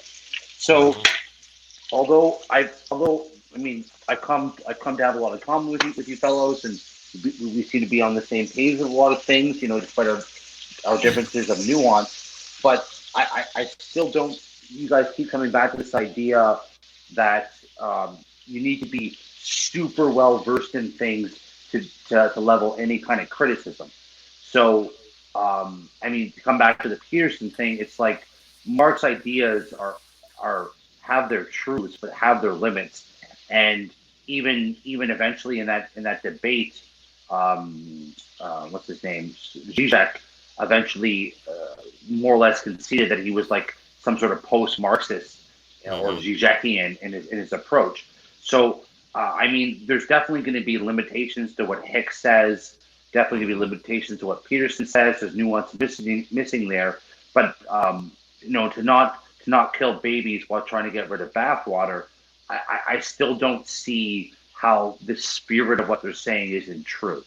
So that's what I'm going to throw back to you guys, which is, yes, I definitely, from a nuanced perspective, Hicks, Peterson, etc., limit things, but I think on their fundamental point, I don't really see what they're getting wrong.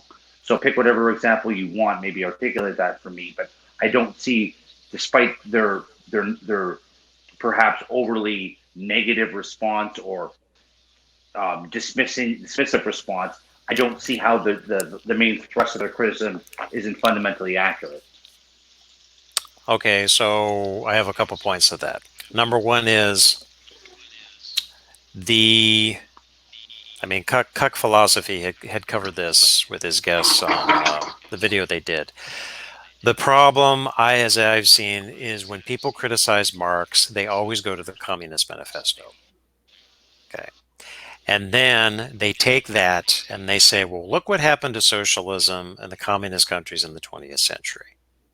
And then they make a connection between what Marx and Engels said in the Communist Manifesto with what happened in the 20th century. Not saying they're wrong, but Marx wrote a hell of a lot more than he did in the Communist Manifesto. Rarely do I ever hear anybody talk about Capital, especially the 3 volumes of Capital. And I'll just leave it at that.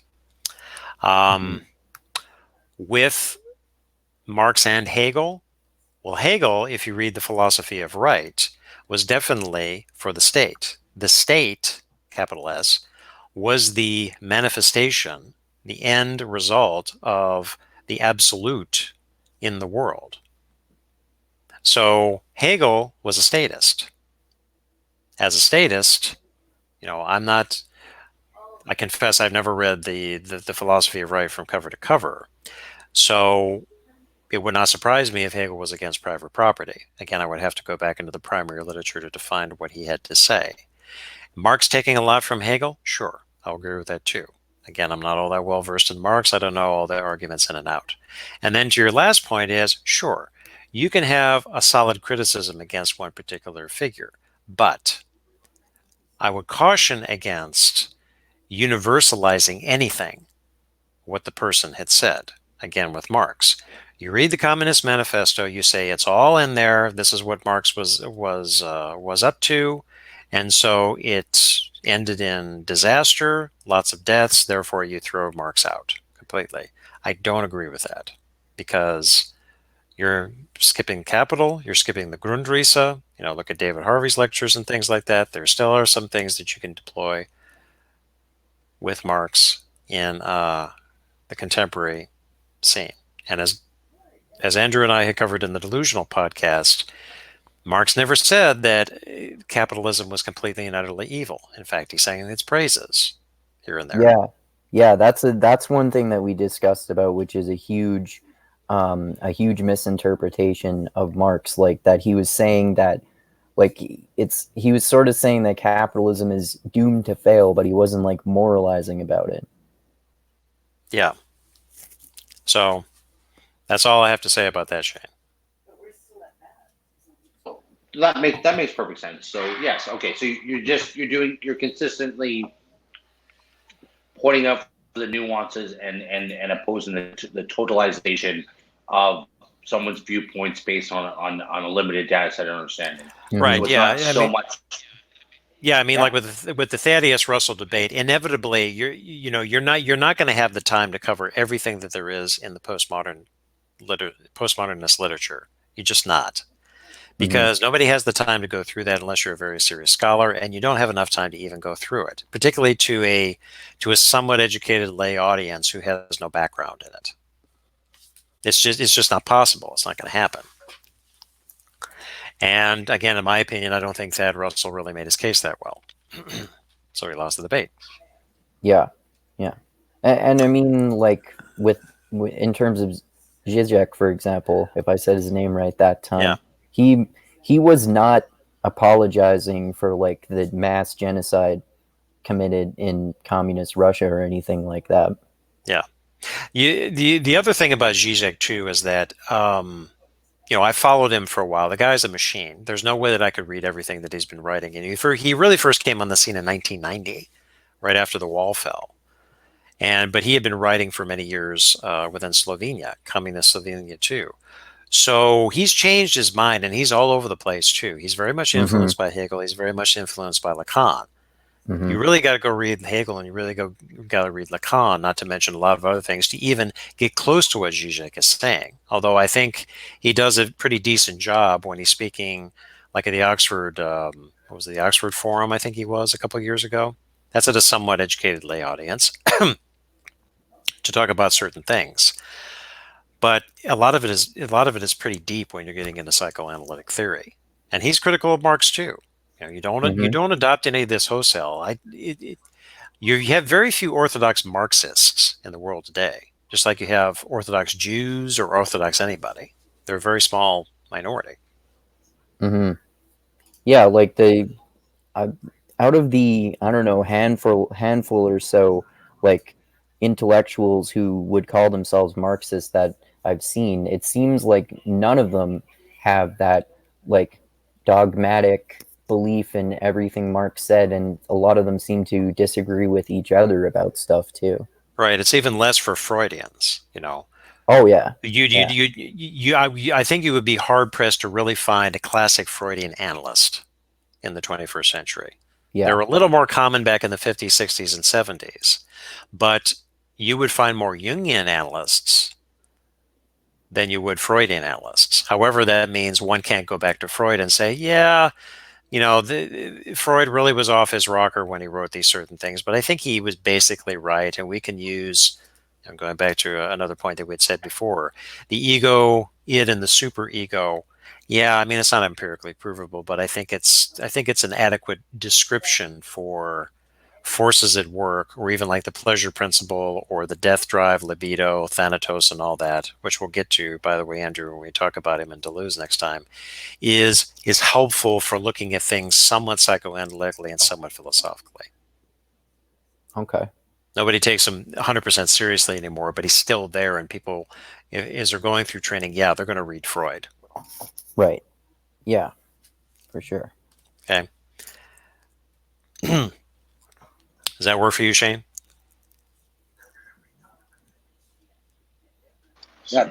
No, that sounds great. That sounds great. Okay. So continuing on, same page 31. The authors are now going to shift gears and go into talking about Wittgenstein, who is an opponent of the Cartesian Theatre, they said. Okay, so they say, Wittgenstein's thought that Descartes' bifurcation of subject and object was particularly baneful philosophical confusion. The idea of thinking as a process in the head, Wittgenstein says, in a completely enclosed space, makes thinking somewhat occult. One of the most dangerous ideas for a philosopher is, oddly enough, that we think with our heads or in our heads. In order to counter such enchantments, he developed a therapeutic method of philosophy that attended to the grammar, quotes, grammar of ordinary language. In other words, Wittgenstein concerned himself with the patterns of ordinary language use within a given social matrix. This strategy undermines the very way the skeptic sets up the knowledge problem as one of ascertaining the correspondence between an individual's concept and brute reality out there. Okay. So this is the later Wittgenstein in particular, not the earlier Wittgenstein of the Tractatus. Next page. Right. Yeah, 30. his language theories changed from the Tractatus later on, right? Right. So next page, 32. In other words, what is real for humans is shown by the way human beings, in the plural, speak with one another. To pronounce upon matters that lie beyond the boundaries of language use can only breed confusion.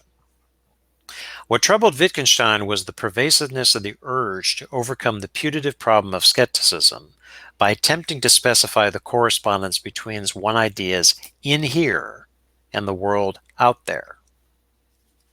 Mm-hmm. Okay. Whereas, like, really, it's sort of an integration and like a two-way relationship between both of them, I would say, right? Yes, it's an integration, but he's focusing on language. So language is what produces the problems in the first place. Yeah. But also what he's getting at with the grammar is, we covered this in a previous episode, Andrew, is that the grammar is not in a grammar book. Now, grammar is the rules of language, but the grammar is the use of the language. Instead of looking in a book and say, this is the grammar of the English language, or this is the grammar of the German language, or this is the grammar of the French language. Helpful as a reference material, but it doesn't show we could use a one-to-one correspondence about how people actually use the language. Because when you were an infant and when you were little and you learned your language, you didn't go to a grammar book. Right. You modeled by what your parents talked with you about, by what your siblings did, by what your peers did, and then you gradually acquired language. And you gradually acquired the grammar of the language. So that way, when you were in school, starting at 6, 7, or 8 years old, you started to learn more formally what the rules were, the grammar was of the language that you had already internalized by its practice. Yes, exactly. And it changes from person to person. Some people who were born in the upper class speak and use language a certain way versus people who were in the lower class. Okay, that's a clear distinction, something that's easily observable. Yeah, for sure. Okay, so bottom of the page, they continue. Wittgenstein's celebrated demonstration of the impossibility of private language means that doubt can only go as deep as one's fluency in his or her native tongue. So private language meaning that meanings are in the head. Okay, I am the source of the meanings of the language that I speak. Moreover, one can never get a purchase or a foothold on language to analyze it in general, for every description is done by means of language. So this is anti-foundationalist too. Okay, next page, they continue. Human inability to escape the inextricability of language and world enabled Wittgenstein to envision a realism that altogether avoided the problems of Cartesian skepticism. Wittgenstein asks, how do I know that this color is red? It would be an answer to say, I have learned English. Right. Okay. Good so far? Yeah, that makes sense. Okay. Shane, follow along so far?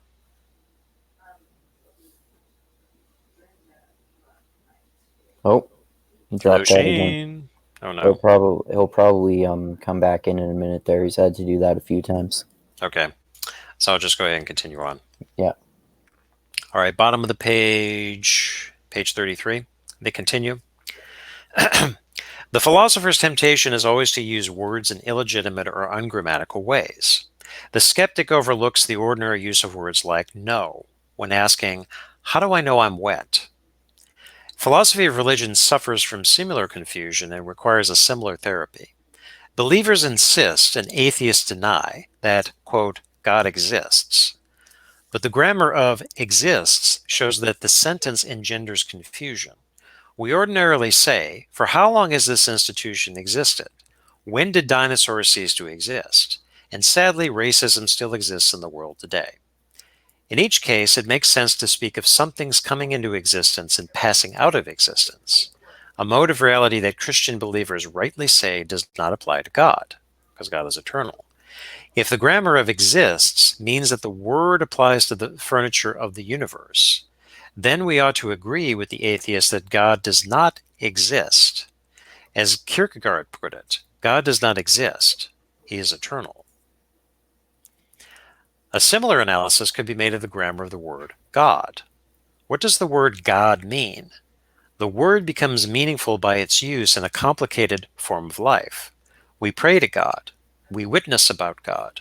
We confess our sins to God, and so on. If practice gives the word its sense, then the word God spoken from within an atheistic form of life and the word God spoken by Christian believers are simply homonyms. It is no wonder that the theist-atheist debate has been interminable. Yeah, that makes sense, because you can't even agree on your definitions. Right. Now, let's go back to the second sentence. Sorry, the third sentence. The word becomes meaningful by its use in a complicated form of life. This is also a Wittgensteinian concept, the form of life. Pray to God, witness about God, confess our sins, and so on. If practice gives the word sense, then the word God spoken from an atheistic form of life and the word God spoken by Christian believers are simply homonyms. Words that mean the same thing. Right. Okay? So then, continuing, same page.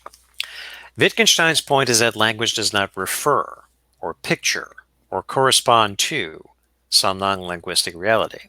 Again, this is the later Wittgenstein of the Investigations. There is no way for us to imagine that to which language corresponds, a state of affairs, the world, reality, etc., except in terms of the very language that this reality is supposed to be considered in isolation of. Rather, learning a language is an irreducibly social enterprise by which a child is trained into a communal mode of living. Thus, Wittgenstein likened language to a series of games that require partners for playing. Quote, in a conversation, one person throws a ball.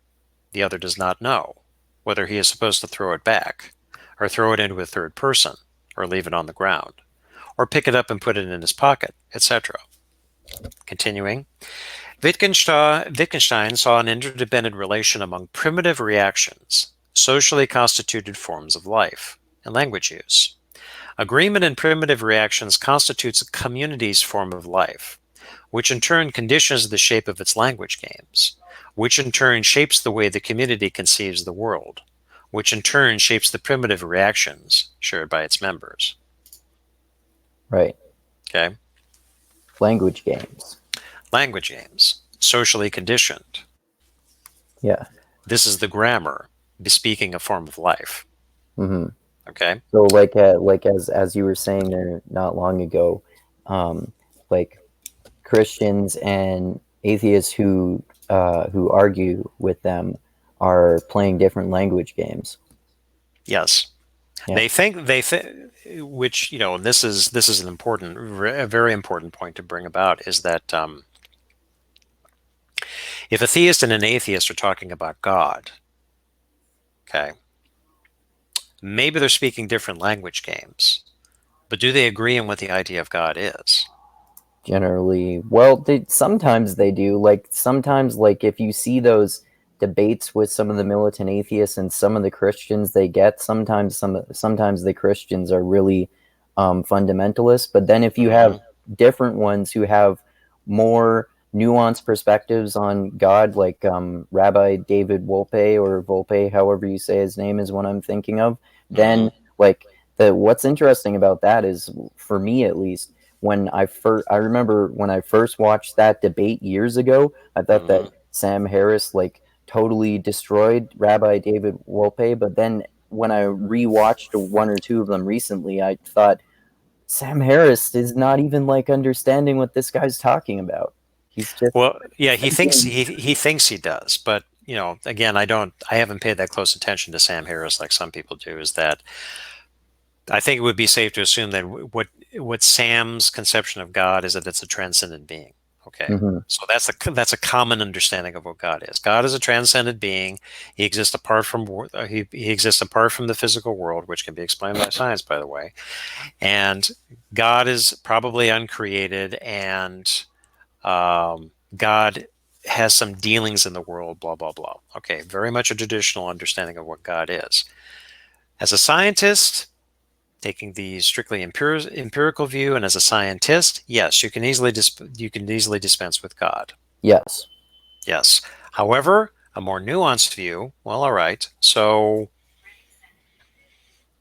is God necessarily a transcendent being, or let's take a Spinoza's tack? God is identified with nature. Sam, would you agree that nature exists? Yes. Okay. So, if we define God as nature, then would you not acknowledge that God is nature and that God exists? Yeah. Interesting counter argument.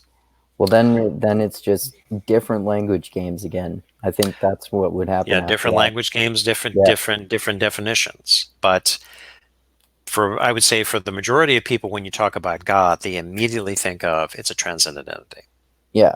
And it's a personal entity. I still even have trouble getting past that too. Right. Like, even though I understand that people have more nuanced conceptions of that. Yeah, and this is where reading, like we have, philosophy and theology really starts to soften the boundaries that you have about God. Where you could stop, you could think, yeah, I know what I'm talking about with God. Well, wait a minute. God is transcendent entity. What I thought I believed in when I was 8 years old. No, that's not what I'm getting at. Yeah. I have a better conceptual apparatus to approach this. Yeah, for sure. Type of thing. All right. So Shane looks like he's out. We'll continue. Bottom of page 35, the authors say, for theologians after again. Sorry. He's back. Yeah. Yeah, I missed a huge. Yeah, I was catching little bits of it as my internet kicked in and out, and Jesus, it sounded good, but okay, I missed a lot. I missed a lot of minute details, but so be it. All right, my loss. So let me go ahead and back up to the top of page 34, because this is where we're getting into theology. Okay, so Wittgenstein and grammar, forms of life, language games, social use, blah blah blah. So the authors say, top of 34, in each case it makes sense to speak of something's coming into existence and passing out of existence, a mode of reality that Christian believers rightly say does not apply to God. If the grammar of exists mean that the word applies to the furniture of the universe, then we ought to agree with the atheist that God does not exist. As Kierkegaard put it, God does not exist, he is eternal. A similar analysis could be made of the grammar of the word God. What does the word God mean? The word becomes meaningful by its use in a complicated form of life. We pray to God, we witness about God, we confess our sins to God, and so on. If practice gives the word its sense, then the word God, spoken from within an atheistic form of life, and the word God, spoken by Christian believers, are simply homonyms. It is no wonder that the theist-atheist debate has been interminable. And so before you came back, Shane, Andrew and I were talking about, the common conceptions of God as a transcendent personal being existing apart from the physical universe, created the universe, and that if you pray to God, God answers your prayers and blah, blah, blah. Okay, so for somebody like a Sam Harris, the militant atheist, or, somebody of that ilk, that's an easy one to shoot down, because that's a common conception that really cannot be proven empirically, where the scientist has the I guess we could say, the superior conceptual apparatus to take something down like that. However, if we're approaching this Wittgensteinian approach with forms of life and language games, then it becomes problematic, because what are we really referring to when we're talking about God? And so the orthodox approach of this is? Well, I mean, the language games is, in this particular instance, is a way to reveal the presuppositions that they're operating from. So without having to use an orthodox approach, I can just say that pointing out the context of the language is the same way to reveal those nested, hidden, or implicit axioms that people have. So I think a problem with a lot of the Sam Atheist. Yeah, good one, Shane. Yeah.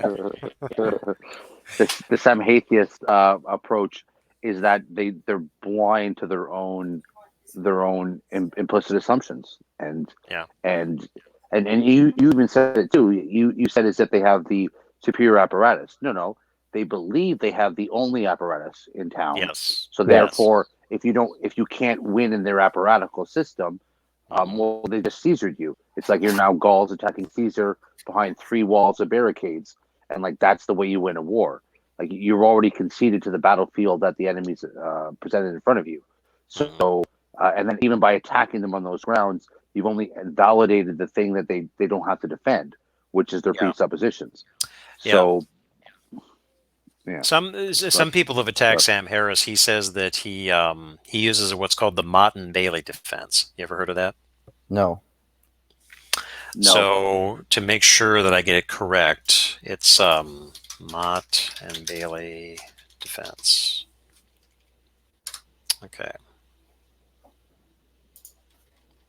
Give me a second here. Okay, Mott and Bailey is a combination of a bait and switch and equivocation, in which someone switches between a Mott, an easy-to-defend and often common-sense statement, such as culture shapes our experiences, and a Bailey, a hard-to-defend and more controversial statement. This is referencing Castle, by the way, such as cultural knowledge is just as valid as scientific knowledge, in order to defend a viewpoint. Someone will argue the easy-to-defend position, Mott, temporarily, to ward off critics, while the less defensible position, Bailey, remains the desired belief, yet is never actually defended. Yes, I actually have read that before, and that's exactly what they do, because he'll trot out a statement like, well, and Brett Weinstein does this recently too on the Unbelievable podcast, where it's like, oh, well, I'm just some form of naturalist, or a naturalist includes information theory or relational data. So it's very sophisticated. There's nothing supernatural here. It's all very legitimate. So inside out, everything still only arises from evolution. It's somehow obvious that human flourishing, or some like very basic belief we all share, is the goal. And then somebody would say, well, dude, your system doesn't give rise to that why or that purpose. Your system only is a blind. Oh, am I still here? Yeah, look, there's Andrew.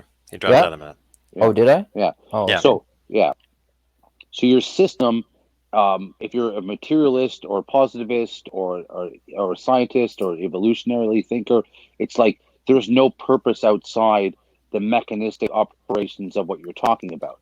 But then they'll slip in some sort of goal that is just so taken for granted by everybody who's alive that you would never think to argue it. And then when you point out that, well, your system doesn't allow you to assert that goal, that's where I think that's where the Mott Bailey comes in, where they never quite realize it's like, oh, the idea that there's even a thing called good can exist in your positivistic, materialistic, objective, scientist, whatever word you want to use. There's like 10 of them. Right. The idea of good doesn't exist in those systems. So the moment you say anything's better than something else, you've now stepped outside your system, and you have absolutely nothing to defend that, because that is a faith claim or a metaphysical claim, and so that's what they do. That's what they do constantly. They just rely upon common sense, take for grantedism, and then never pretend and play dumb to the fact that they're the majority of their viewpoint doesn't have any way to generate those things. Yeah. Right. Or at the very least, their system, whatever it is inconsistent. Yes. Yes. Yeah. Now, that's not to And you say can't. it's not to say that anybody is 100% consistent all the time Of in what course. what their beliefs are. And it's But even sort of overrated to be 100% consistent. that's true. But the thing about the Mott and Bailey is that, as is described, as a bait and switch, which I think is intellectually dishonest. Yeah, for sure. Well, that raises the question of how much they know that they're doing this. Yeah. Yeah. Important question. Which I'm not exactly sure about. But I do think that I don't think they, in my opinion, with the Sam Harris types, I don't think they know that they do this. I think that they're just so cocksure about their viewpoint that they're not really willing to think about what it leaves Yeah. out. Right. And like what you said is, and what you said is Hanlon's razor too. Do not, what is it? Do not it's something like do not label. Do not attribute to malice what you can attribute to stupidity. Yeah, basically. I like that one. Yeah. Surprised I never heard of it before. Yeah. Oh yeah. Hamlin's razor. And you see that people doing that all the time too, like saying that they're called Democrats. That people. I mean people. I mean people saying. I mean people. Saying that someone's intentions are bad faith when realistic. They're called people who respond to Democrats. Sorry, that's they're called everyone too, though. But yeah, definitely Democrats too. But like people. Way to backpedal, Shane. Yeah. Yes. But yeah, like it is more likely the vast majority of the time that someone is just ignorant rather than they have malicious intentions. Yeah, they're ignorant, or they're ill-informed, or they're misinformed. Yeah. Now, I would agree with you in a large extent, but I do honestly believe that these people, on a very large level, realize they're serving their own pride, and I think they're very much aware of that. So I don't think they might not realize the effects that serving their pride have. So when they lie or misrepresent things that serve their pride, they might not be realizing they're doing it. But I have a very hard time believing those people don't say like that they don't consciously are aware. I am serving myself. I am serving my own impetus. I do believe that I am the best thing ever, and my feels or my viewpoint or my indignation is so, like, I think they're very aware that they're serving that their own, let's say, narcissistic objective. Like, they're very aware of that. They might not be worried of the repercussions. They might be aware of the repercussions when they act it out, because their narcissism is that I am true, I am good, that's irrefutable. Ergo, whatever I do is only good and true. So they might not be realized of acting it out, but I think they are aware they are narcissistic, even though they don't call it narcissistic. They just call it individualism or I don't know, freedom or some bastardization of some other word. So not to mention they often come across as pedants. Yeah. Yes, I know more than you because. Yes. Yes, and you're just an inferior. Go away. Yeah. Okay. But let's stop shitting on poor Sam. We got some more to cover here in this essay. Okay, so next page 35.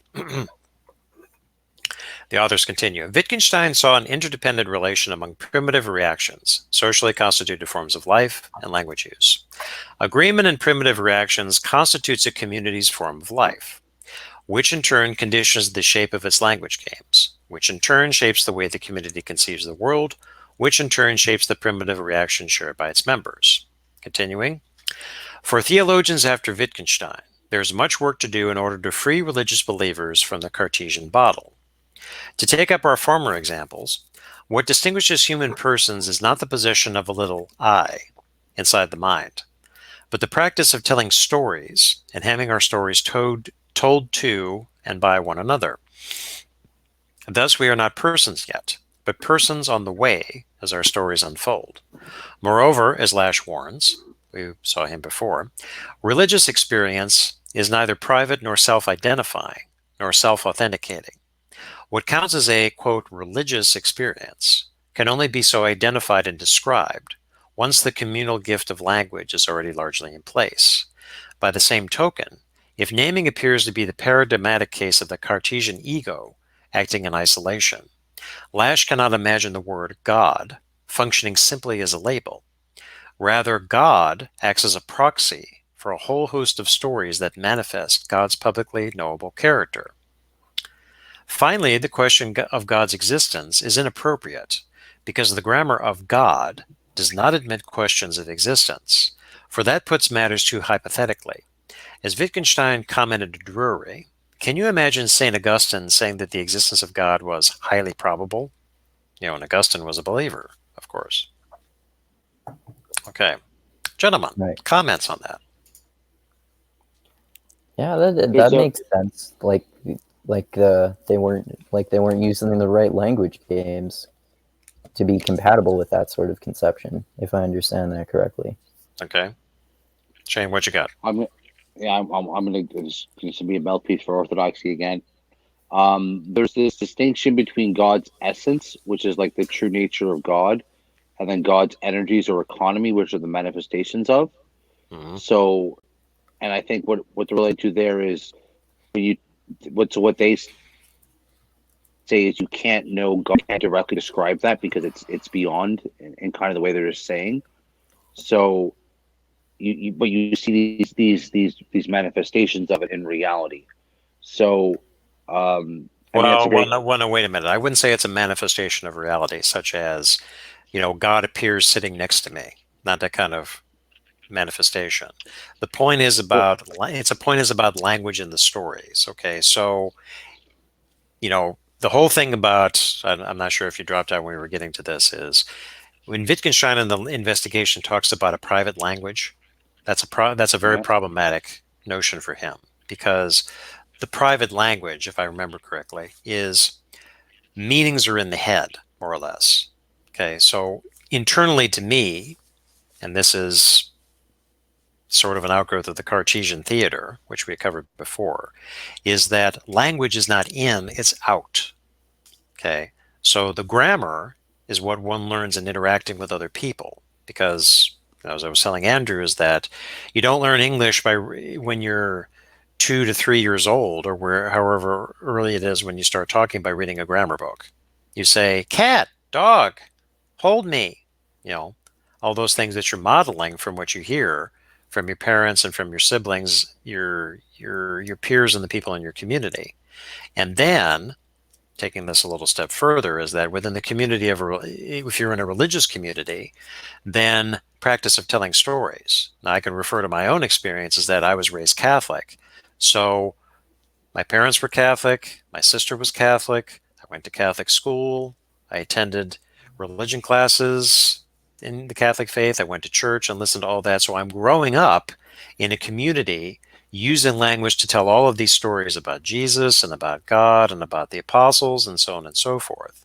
So it's all that very practice-oriented, instead of, here I am, Chief Keefe, and I come to these things within myself, come to the realization within myself without having some kind of external input coming into there.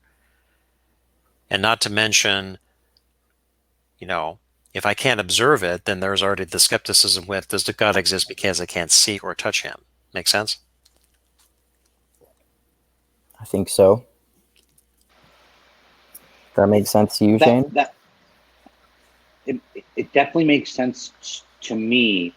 I think something along the lines of what I'm trying to say is that there's a certain commonality to experiencing the effects of God in the world that is universal. That would be, what would that be? That would be, trying to think what language games that we both share in common when I say these words. That would be like God as the Father, which is like God as the inheritance, God as the common ideal, God as the common thing we go after. And then when you took the personal version of God, that would be God as deification, theosis, God through prayer. That God is a very personal language game. And so the reason that's relevant is that it comes back to the whole rigmarole of using that word God, right? Because it's such a versatile term. So I might have been able to make a better point if I was smarter, but there's a teasing there, and I can't remember exactly what pushback implication I wanted to derive from that distinction. So, well, let's focus a bit on the religious experience here. So their point is that, as they say, it's neither private nor self-identifying nor self-authenticating. So I read that as, if one is, say, praying to God, okay, you are usually using language to pray, even though it might be silent. You're referring to, say, like the Lord's Prayer or the Hail Mary or something like that. And you learn that from somewhere, particularly from your religious community, more than likely, very high probability. Particularly if you were younger and raised in the community, like I was in Catholicism.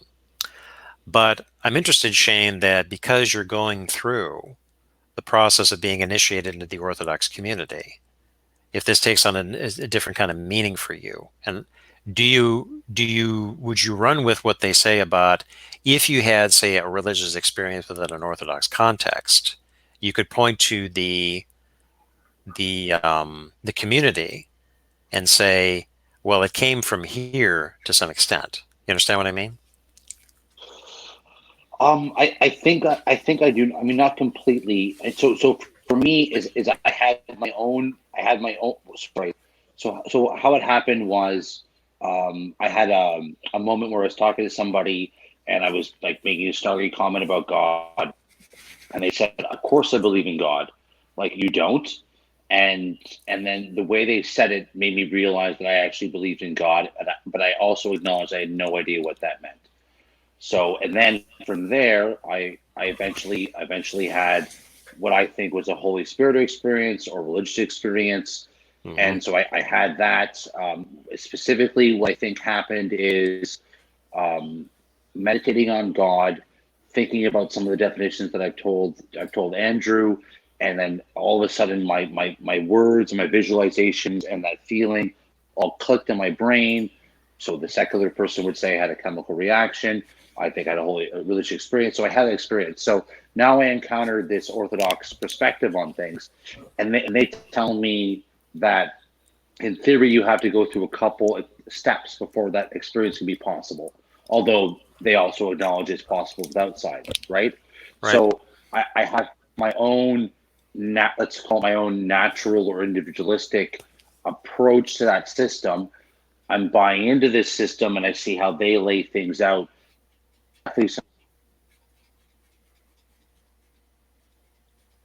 Uh-oh. You still there, Shane? Hello? You still there? Yep. Yeah. Can you hear us? Yeah, you dropped out there for a minute. Yeah, Can you repeat it? Sorry. Yeah. Yeah, I got a phone call on my phone. So basically, so the interesting thing is so I had this religious experience. My natural, in a height sense, my natural inclinations, just the conclusions that I'd already drawn myself, just repeatedly line up with Orthodox theology. So it's kind of like, well, were they right? Because it's kind of seems to be what I already believed anyways, and they're just kind of confirming it with an expanded vocabulary. But now I'm in this position where they're extending that vocabulary into zones where I'm not sure what my natural disposition is. I'm not sure if I exactly understand what they're saying. I kind of understand it intellectually, but does it actually truly reconcile back to what I believe? There's a tension there. So remind me again of your specific question that I started with. So my question was, do you accept what their claim is, that a religious experience is neither private nor self-identifying nor self-authenticating because it derives, at least in part, from the community, because you learned I guess one way to explain it is that you learned how to identify this is a religious experience. Yes. Ultimately, I do agree with that. I'm not a big fan of individuals being individuals. I think being an individual is one of the greatest illusions. Because it's very, you feel very much individualistic because from the inside out perspective, there's a lot of things to ground you coming from your own experience. But I do believe that I'm like 99% exterior and like, well, not 99, but vast majority of myself is exterior and inheritance, conditioning, all the rest of it. So I'm not a big person to really, I feel people over loci things upon individuals. Although on the other hand, I do think there's legitimacy there. I have a very strong role for my own free will in things. I'm an image bearer of God, so my creative input is super important. But I feel that card's overplayed, so I'm kind of reactionary against it.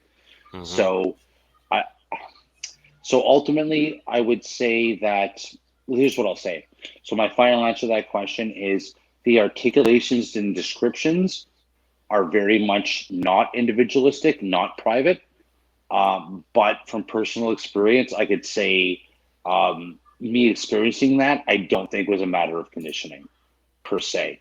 I mean, it definitely played a realm, but because I was thinking about other people's ideas when it happened. But I mean, but like when I was overcome with like 2 to 3 hours of euphoria and just pure contentness out of the blue I've never experienced before or since. It's like there's an aspect of that was like supremely private, no matter how much I was set up or conditioned for it. So there's like definitely a huge realm for the private there. Yeah, I don't know. Did you do an okay job of answering, or how did I do? Yeah, I mean, I would say is that, of course, every person would have, in the case of a religious experience, I've never claimed to have a religious experience, or maybe I didn't, I just wasn't aware of it. But it can be highly personal. However, how you describe it or the filters through which you experience it were already conditioned to some extent. It's not 100% conditioned. And that's what the point is. What I noticed in what you were saying there, Shane, that's another area where you're like being against individualism so much. That's another disagreement with Peterson that you have. You're sounding more and more like an evil postmodern neo-Marxist all the time. He's a closet neo-Marxist. We just knew this from the very beginning. Yeah. Yeah. Well, that's kind of funny. I would definitely say that as I've been thinking this through, I think the articulations are very much in line with her and his point. So I think that's okay. I think the experience was very private. Again, and keep in mind, I lived on a commune. I don't know if you guys have lived on a commune, but I've lived on a commune. No. I'm a very pro-communal person. Like I think this is an aside that's worth saying. So I spent half my church time at a Coptic church. So the Coptic Orthodox were stopped being considered Orthodox very early. So there's the priest. This is like a midnight mass thing. This is like 11:30 at night. This past Monday. Well, hold on a minute, Shane. Just for clarification, now you were raised mainline Protestant, and then you went into Coptic. I was raised like superficial Lutheran. Superficial Lutheran.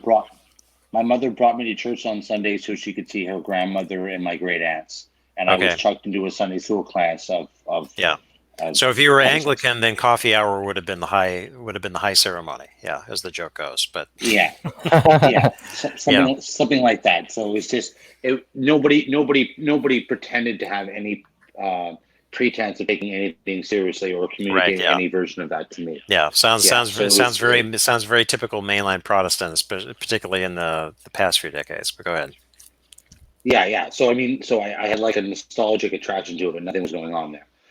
So anyway, so I'm at this Coptic experience, and so the guy it just so happened it was a saint during the schism where the Coptics no longer fit into the Orthodox system anymore. And this is like 450, 500 something when they broke apart. And he's going through the people who had their beards physically ripped off their faces and like a lot of bad stuff going on there. He's saying he doesn't want to be polemic, and he's a very gentle guy. But then eventually he's looking at me far too much when he's describing things later after we're talking after the service, because as if I know in depth these things, but I don't. And anyways, so for him, he found out through message boards that he wasn't technically Orthodox. It was very jarring for him, And so he tells a story where he's at a Greek church and he's about to be prepared to be rejected, so he's closing his eyes while he's praying so no one bugs him. But the priest is like, "Oh no, you can have communion with us. Like you're in it." And obviously he's like, "What?" Everybody was trolling me on the internet and saying I'm not part of this church, and I expect you to be, bigoted against my Coptic self, and all of a sudden we're brothers. And this was a very reorienting experience for him. And the reason all of this is relevant is that Jesus, why did I get into that story? About a community, commune. Yeah, to do with your. Yeah. So with the whole commune thing, it's.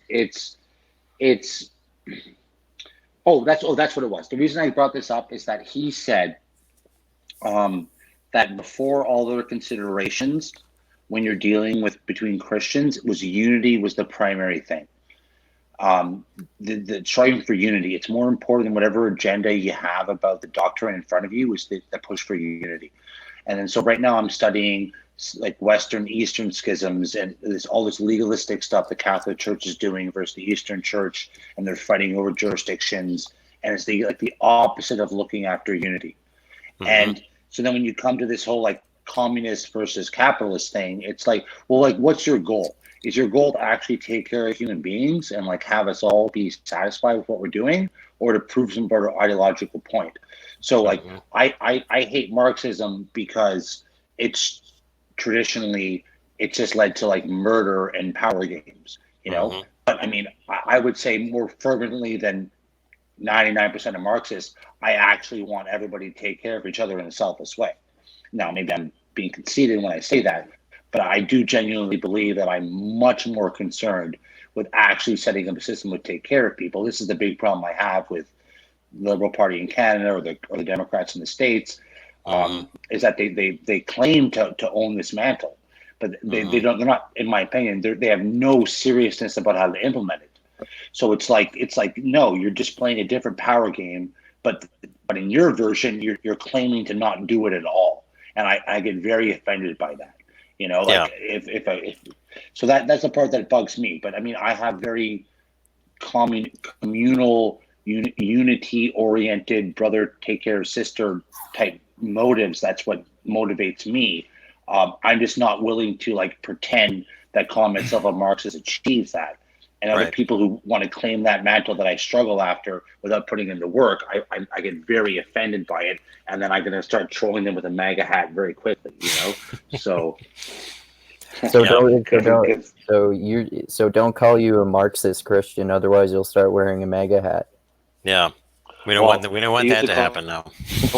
They used to call when I was active in the Conservative Party in Canada. They used to call me the hippie conservative because I was all long haired, all concerned about green issues, and like, why are you here, you hippie conservative?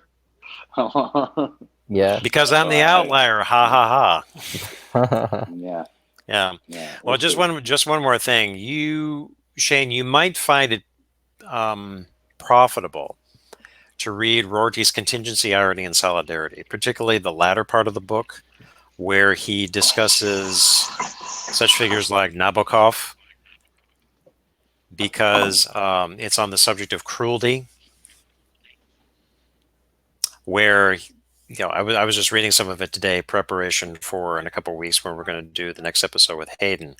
That he also references Judith Sklar, who is a professor at government, that the definition of a liberal is somebody who is concerned about and actively tries to reduce cruelty. And I thought, this book was written in the 80s. And I thought, how far have so-called liberals strayed away from that?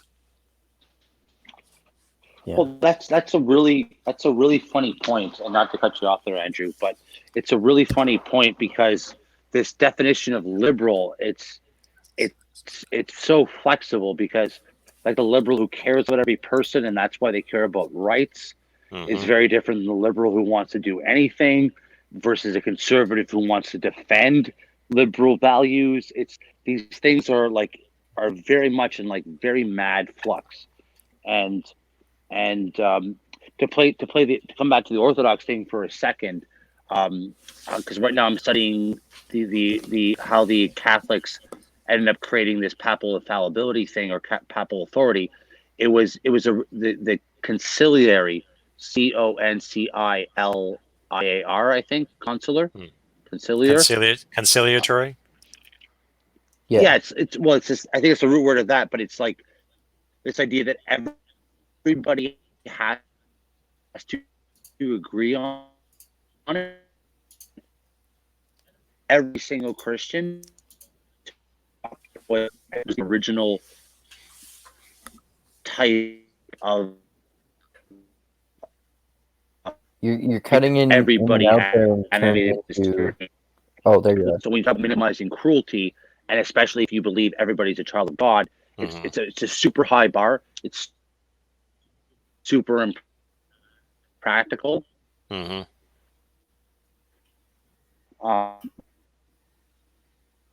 It's cutting out again.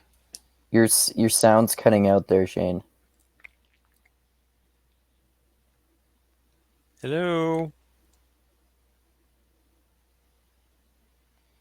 Let's give it a few seconds. He might have to reboot again. Yeah. Okay.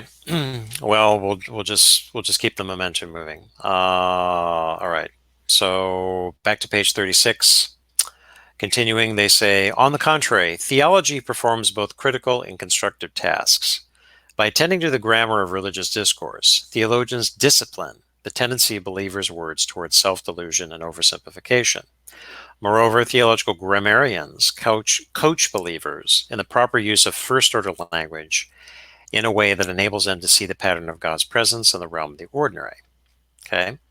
And then they continue the next section.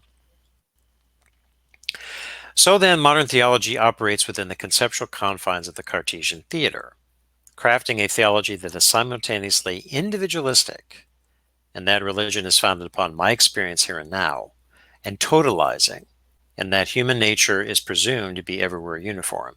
Shane was touching on this earlier. Postmodern theology inhabits a different space altogether. For if the language by which religious experience is enabled and described is not of an individual's own making, then religion itself has an irreducibly social and historical component.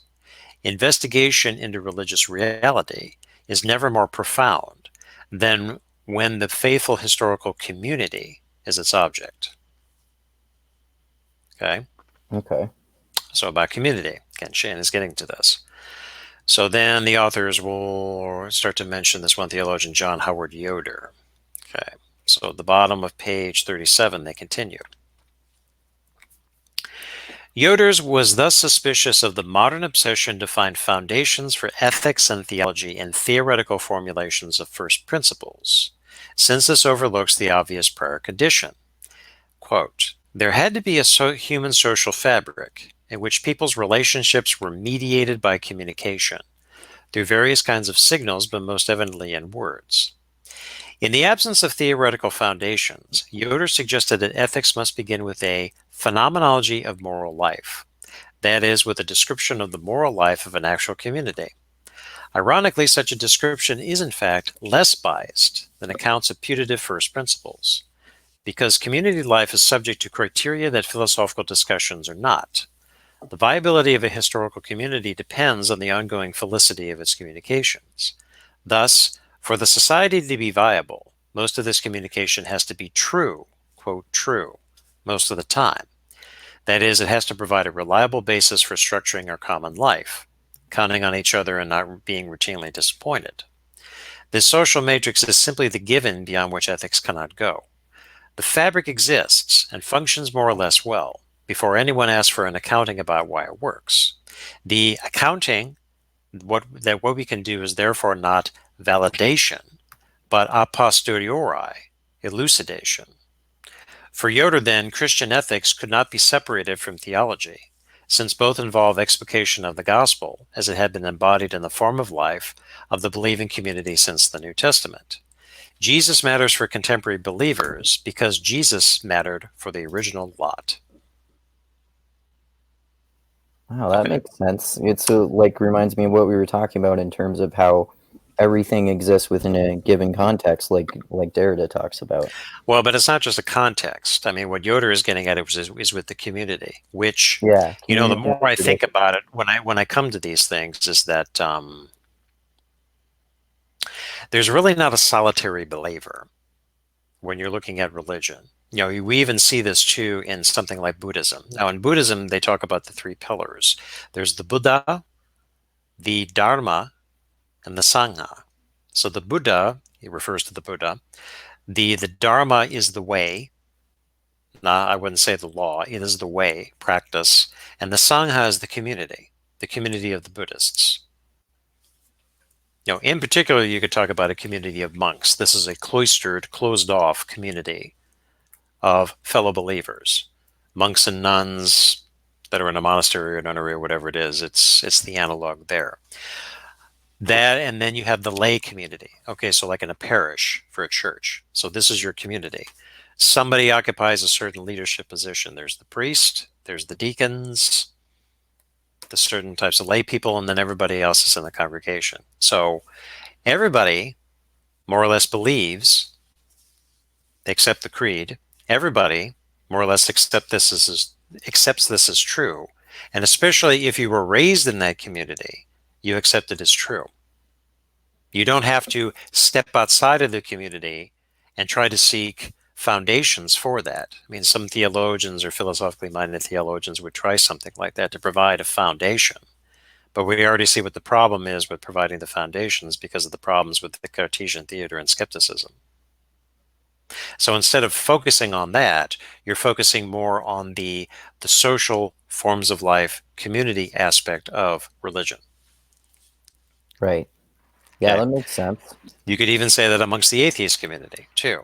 Except the atheist community tends to be more, rationalistic or scientistic, even individualistic and stuff like that. So they are paradoxically united in their disbelief, more so than they are in their beliefs in anything. And some atheists end up joining secular humanism, which is sort of like an alternative to a religious view in a way too, but has like religious principles in a way. Right. Now for that, you could say that really underscores the fact is that particular person, that individual, is looking for a community. It could be in the scientific community, it could be in the militant atheist community, the activist community, the secular humanist community, or whatever it is. Again, paradoxically, the community unified in its disbelief, even though they might not actually say that. And they certainly don't have the same kind of glue or the bonds that would exist in a tight-knit religious community. Even a commune, as Shane was stating too. Right. Because they're united by that faith claim or something like that. Mm-hmm. Shane, I don't know how much you heard of our discussion there. You dropped out there for a minute. Yeah, I did.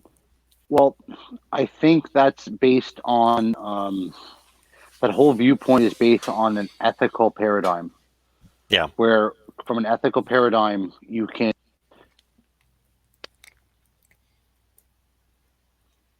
Oh, we spoke too soon. You lose your sound there again, Shane? Yeah, sorry, I got a phone call. From an ethical paradigm, you can play a lot of max-min games. And then so the priest on Monday was contrasting an ethical paradigm from an ontological paradigm. Mm-hmm. So if you're arguing about the nature of the ontological objects you're looking at, and if you agree on those, that bakes in the presuppositions and the meaning claims and the faith claims by the very nature of the object you're describing.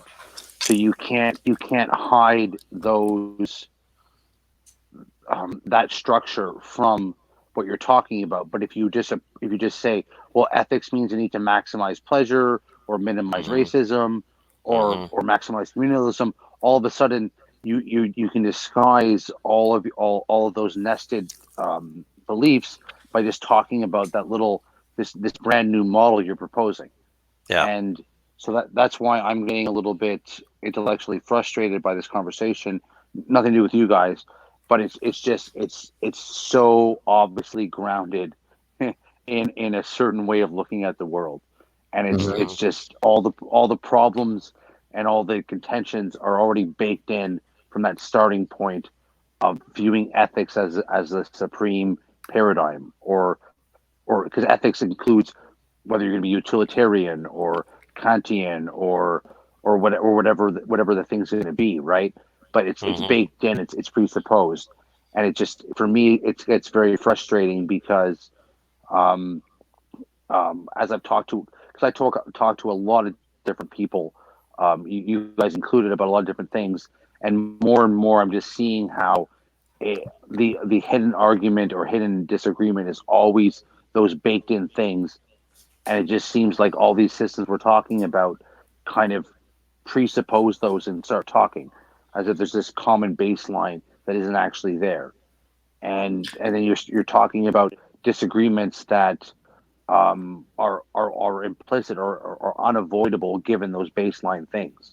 So you just dance around in the details forever, and then, oh, oops, oh yes, obviously this was going to happen no matter what me or you said or how smart we were, because we never because we were starting from different locations. Obviously, we weren't going to end up at the same place. Yeah. So, So well, I got two things to say to that. So one is exercise caution when you're talking about ethics, because ethics, I made this distinction before. I've always tried to make the distinction between ethics and morality. Okay, so ethics bespeaks of codes, rules, calculus, even utilitarian type ethics or hedonistic type ethics, take your pick. Whereas morality is something a little fuzzier, something that's maybe a little bit more, for lack of a better term, personal. And then this dovetails into the second point, and we covered this in the last episode where you're talking about Levinas. So Levinas prioritized ethics over ontology, in that ethics is how one relates to the other, capital O. Instead of seeing the other as, you mentioned before, Shane, about putting them into the little boxes. That's what one would do ontologically. Whereas ethics is, you are confronted with the other before you even put that other into the box. And ethics is dealing with the other as other, even before using any kind of ethical code. So you're not treating, first you're not putting the other into an ontological box. You also have to be careful not to put the other into an ethical box. Like, I'm only going to deal with others in a utilitarian mode or a hedonistic mode or something like that. The other is something that is shorn of any kind of categories, really, and that you are confronted with. That reminds me of like a tribalism, like we were talking about earlier. Right, tribalism. So, or, in the case of religion, is that you're Catholic, I'm Protestant. We can't get along. Mm-hmm. Ergo, the 30 Years' War. Yeah, exactly. Something like that. That's an ontological claim, though. Like, What is? I think there's something I'm missing about what you just said there, Tim, because I wasn't able to fully process it. But I think at the best version of what I was saying in the ontological space was ontologically defining oneself as an individual or an other, as a one unit and another unit, and the relationships between you are flexible, which doesn't involve boxes, because ontologically we don't believe in boxes. Having that up front, as opposed to an ethical paradigm where we're just going to immediately presuppose boxes all too often. If you are ontologically understanding that our ethical conversation exists in an ontological space where we're not going to have boxes, we're not going to overjudge. Those relationships don't exist inside our ontology. Having that up front before we engage in the ethical calculus, which I think is that Cartesian theater, It's like when you enter that Cartesian theater, I think you really need to have your ontology set up properly to engage in that space. Otherwise, you're going to end up having an ontological discussion at a higher level of resolution, and that's where the conflicts are going to come. So maybe I'm repeating myself or missing something, but that's kind of what I saw as the conflict there. No, that's fair. I'm going to go ahead and put a pin in that because I know it's getting a little bit late, and so I'd like to finish the essay. Yeah, let's do that. But we could return to that later. We'll just put a pin in it. Yeah. All right. So on page 38, the authors continue. The biblical text. Oh, wait. Backing up a minute. So they say the canon shapes the community. Canon could be any text. Faithfulness to the cruciform pattern, cross-like, established by the story of Jesus, is the chief aim of those for whom the biblical texts are taken to be scripture. The biblical texts have been read in various ways, as literature, as science, as fiction, etc. But those for whom the biblical texts are canonical read them as scripture, and thus submit themselves to interrogation by the text, rather than become the interrogators of the text. Okay, let me read this again. The biblical texts have been read in various ways, literature, science, fiction, but those for whom the biblical texts are canonical read them as scripture, and thus submit themselves to interrogation by the text, rather than become the interrogators of the text. Oh, I like that. It's like you're a slave to the text, basically. Well, I wouldn't say that you're a slave to the text, but at least the way I read it, is that if you were interrogating the text as, say somebody who is not a believer, okay, so you're an atheist, you're reading the text and saying, how can anybody believe this?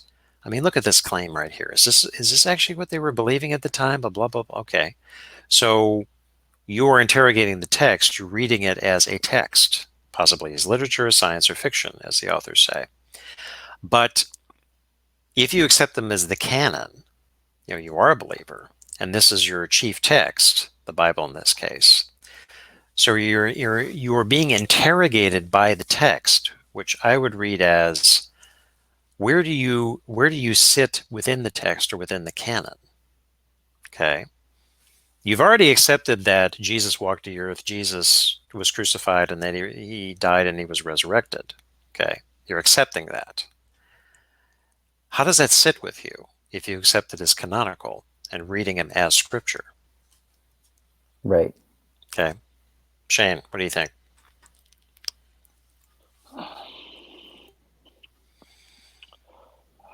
How about that expression, you're interrogated by the text? Interrogated by the text. So I mean, I'm caught between a rock and a hard place because, on the one hand, I in a heightened sense of my preconceptions wanting to believe in it. I'm on that side, in an intuitive sense, and then so now I'm confronting these explicit ideas of what does it mean to accept them, right? So I'm trying to figure out, okay, well, what does it mean to be? I decided I'm a Christian. I decided I believe in God. What does that mean? And then I hear these different stories.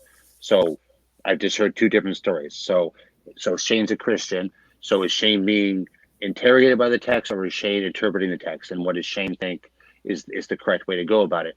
And so as I've tried to wrestle with that question, I would call bullshit on the question, because the text is not designed for me to interrogate it, or it to interrogate me. Like, as far as I've come to understand things, the text is supposed to help me get closer to God, help me to become a true human. And so it's neither of those things. The text is a tool to help me get closer to God. So it's okay, so but remember what they stated. Accepting it as canon, as scripture. Okay, it's not just any old text that you're reading, like it's a Stephen King novel or something like that.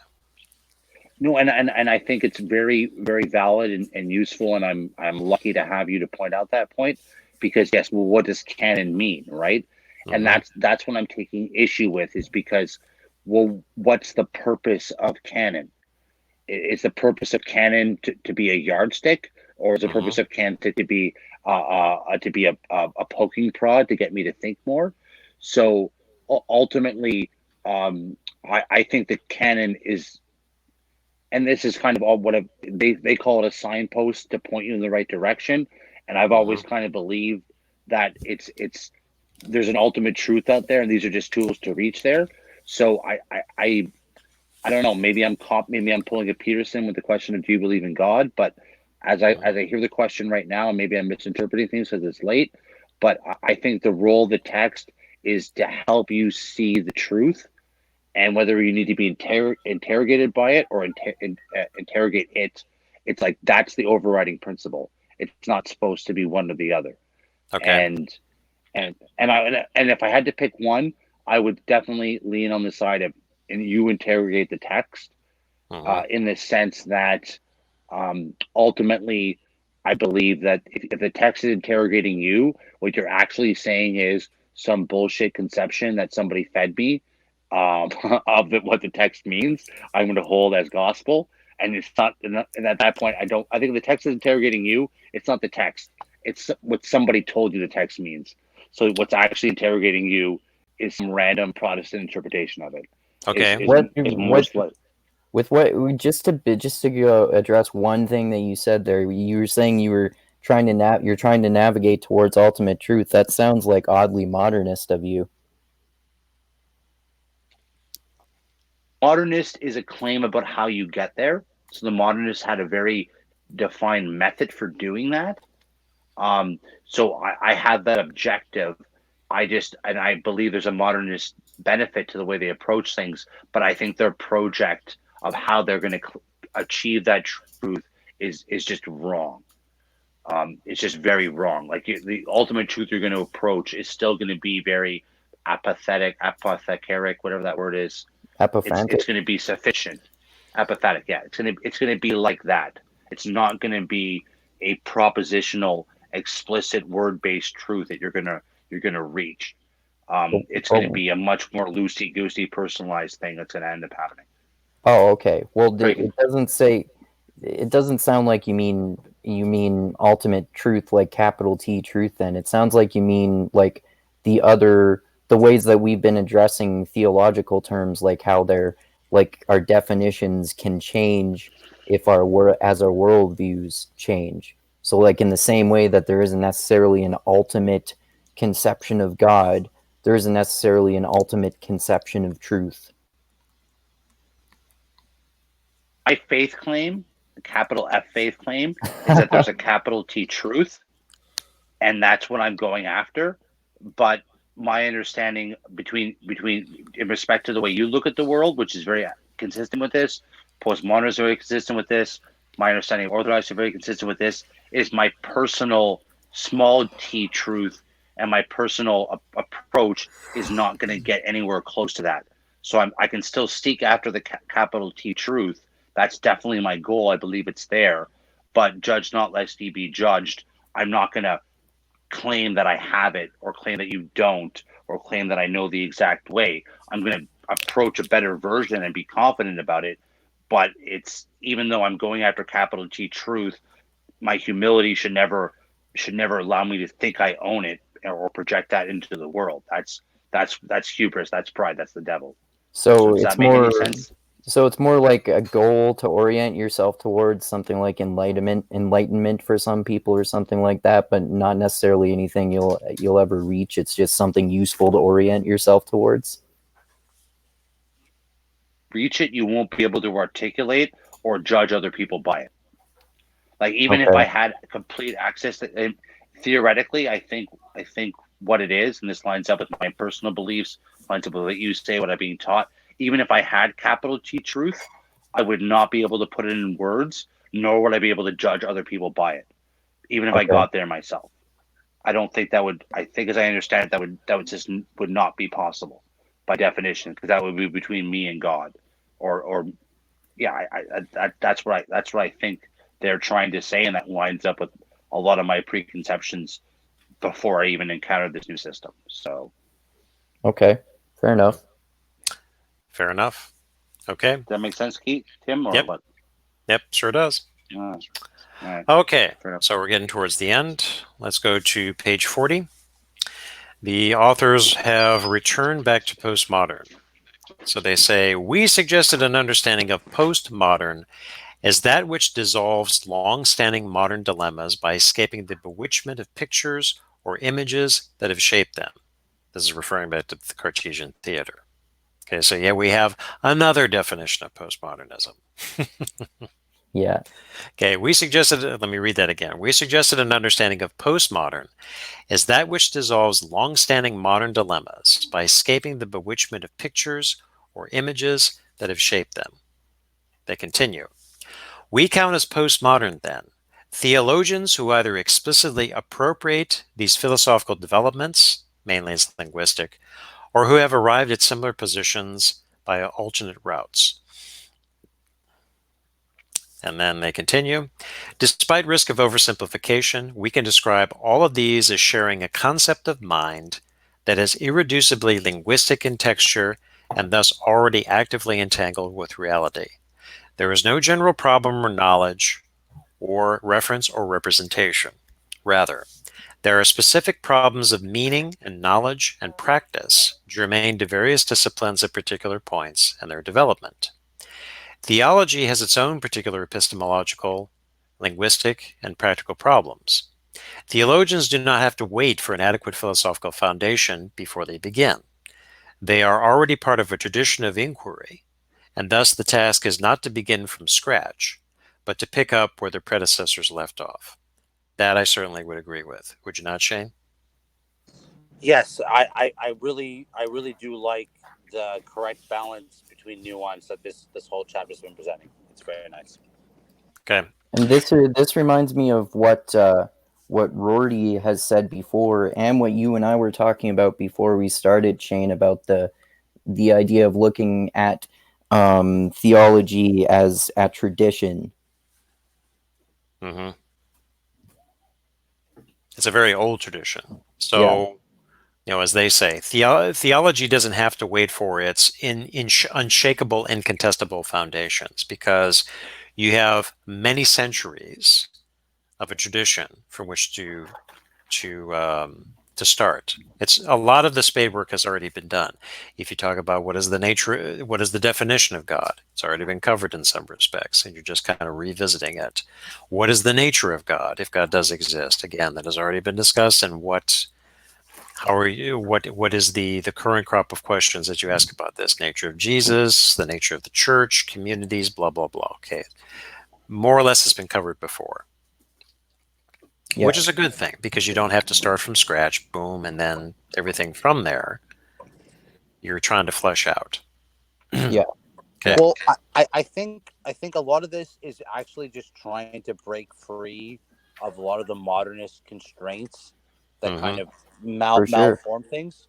Yeah. And I think it sets up a lot of the dialogues we're having. I'm doing a middling job tonight of talking about these kind of things, but I think they're trying to set the stage and a more proper way of approaching things.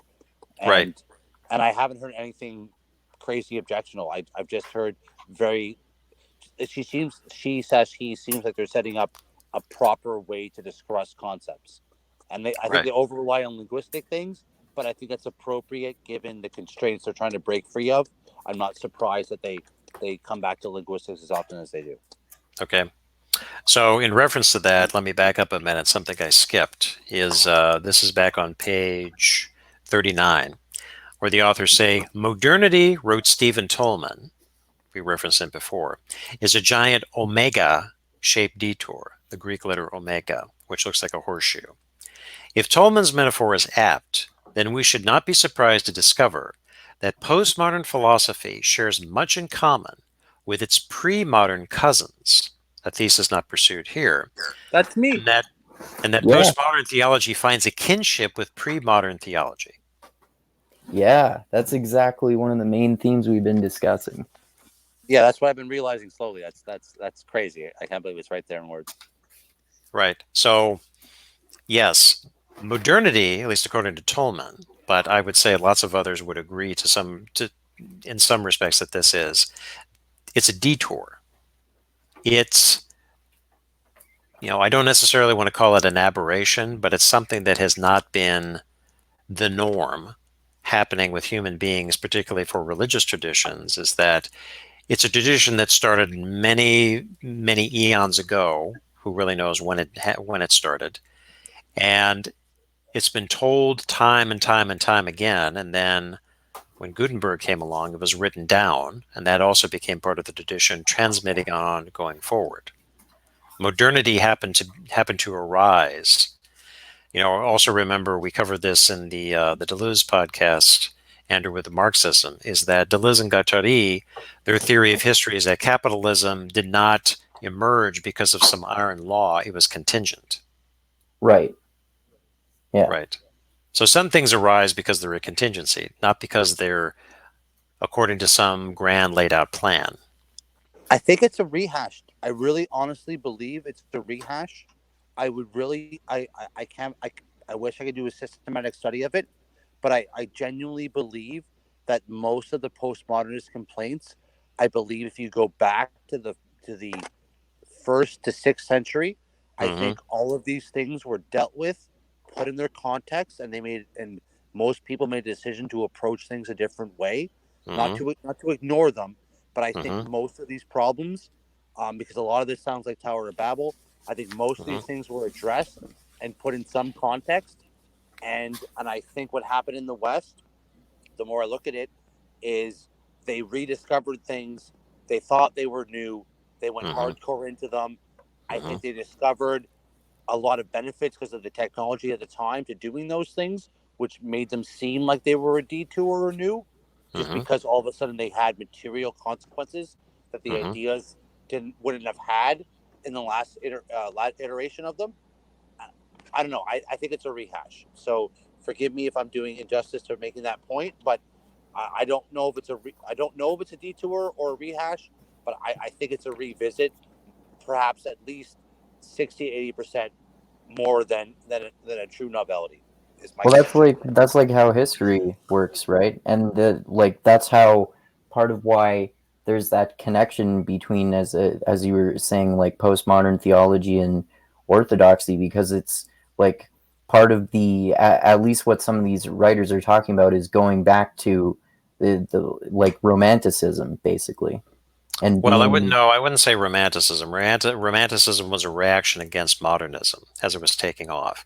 What Shane is saying is, remember, because I like to quote Bauman, postmodernity is a re-enchantment of the world because modernism, or modernity rather, modernity is breaking down. Yeah, so, that's what I was thinking about. So I accept where Shane is coming from, is that it is kind of a rehash. But that dovetails into my second point, which is, the old chestnut about history is that history doesn't repeat, it rhymes. Right. So we've seen something like this before. Not exactly, but we've seen something similar to it in centuries past. So this is another iteration of this. It's going to look probably quite different than it did in the 6th century, but it doesn't mean that in the 6th century they weren't asking the same kinds of questions. Else, why would you have all those ecumenical councils to get the orthodoxy straight? Right. Yeah, exactly. Okay. So then the last paragraph, they say, so for postmodern theologians, there is no general question of whether or how theology is possible. Many do it before breakfast. There is no need to answer the question, does the word God refer? The question is instead, what is our God really like? There is no need for them to begin with the question, is Christianity true? The question is rather, are there good reasons to be a Christian, to engage in this form of life? And this is as much a moral question as an epistemological one. And then they conclude, but why be postmodern? We have emphasized the role of pictures in shaping the thought of an historical era. Is one picture, the old one, not as good as another? An answer to this question requires some reflection on how philosophical change comes about. We suggest that pictures generate philosophical theories and programs. But sometimes the philosophical programs run into obstacles. The theories succumb to repeated critique, for example, foundationalism.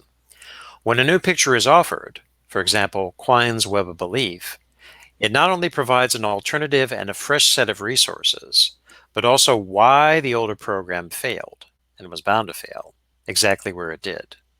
So there was no going back. The end. Yeah, I like that.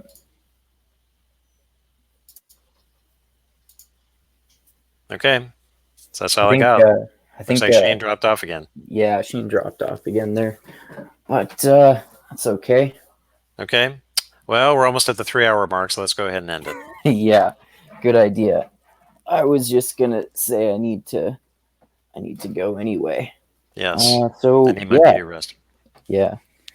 So yeah, thanks again as always for joining, Tim. That was interesting and educational as always, and thanks to Shane too. That was a really interesting conversation between all of us about all of these ideas. And yeah, thanks to everyone for watching. Thanks to those of you who subscribe to my channel, like this video, share it, and comment on it, and especially to those of you who contribute to me on Patreon. Really appreciate that, and I'll put the link for my Patreon page in the description of this video, as I always do. And like I always say, I love you all. Keep being the tiny beam of light that shines through the almost impenetrable darkness in the universe. And most importantly, always remember this: the funk cures all. And think about postmodern theology and all of these ideas that we've been talking about. So, any last words there, Tim? Sure. Like with the chestnut of history, rhyme, don't repeat. Yes, good advice. All right. Adios until next time, everyone.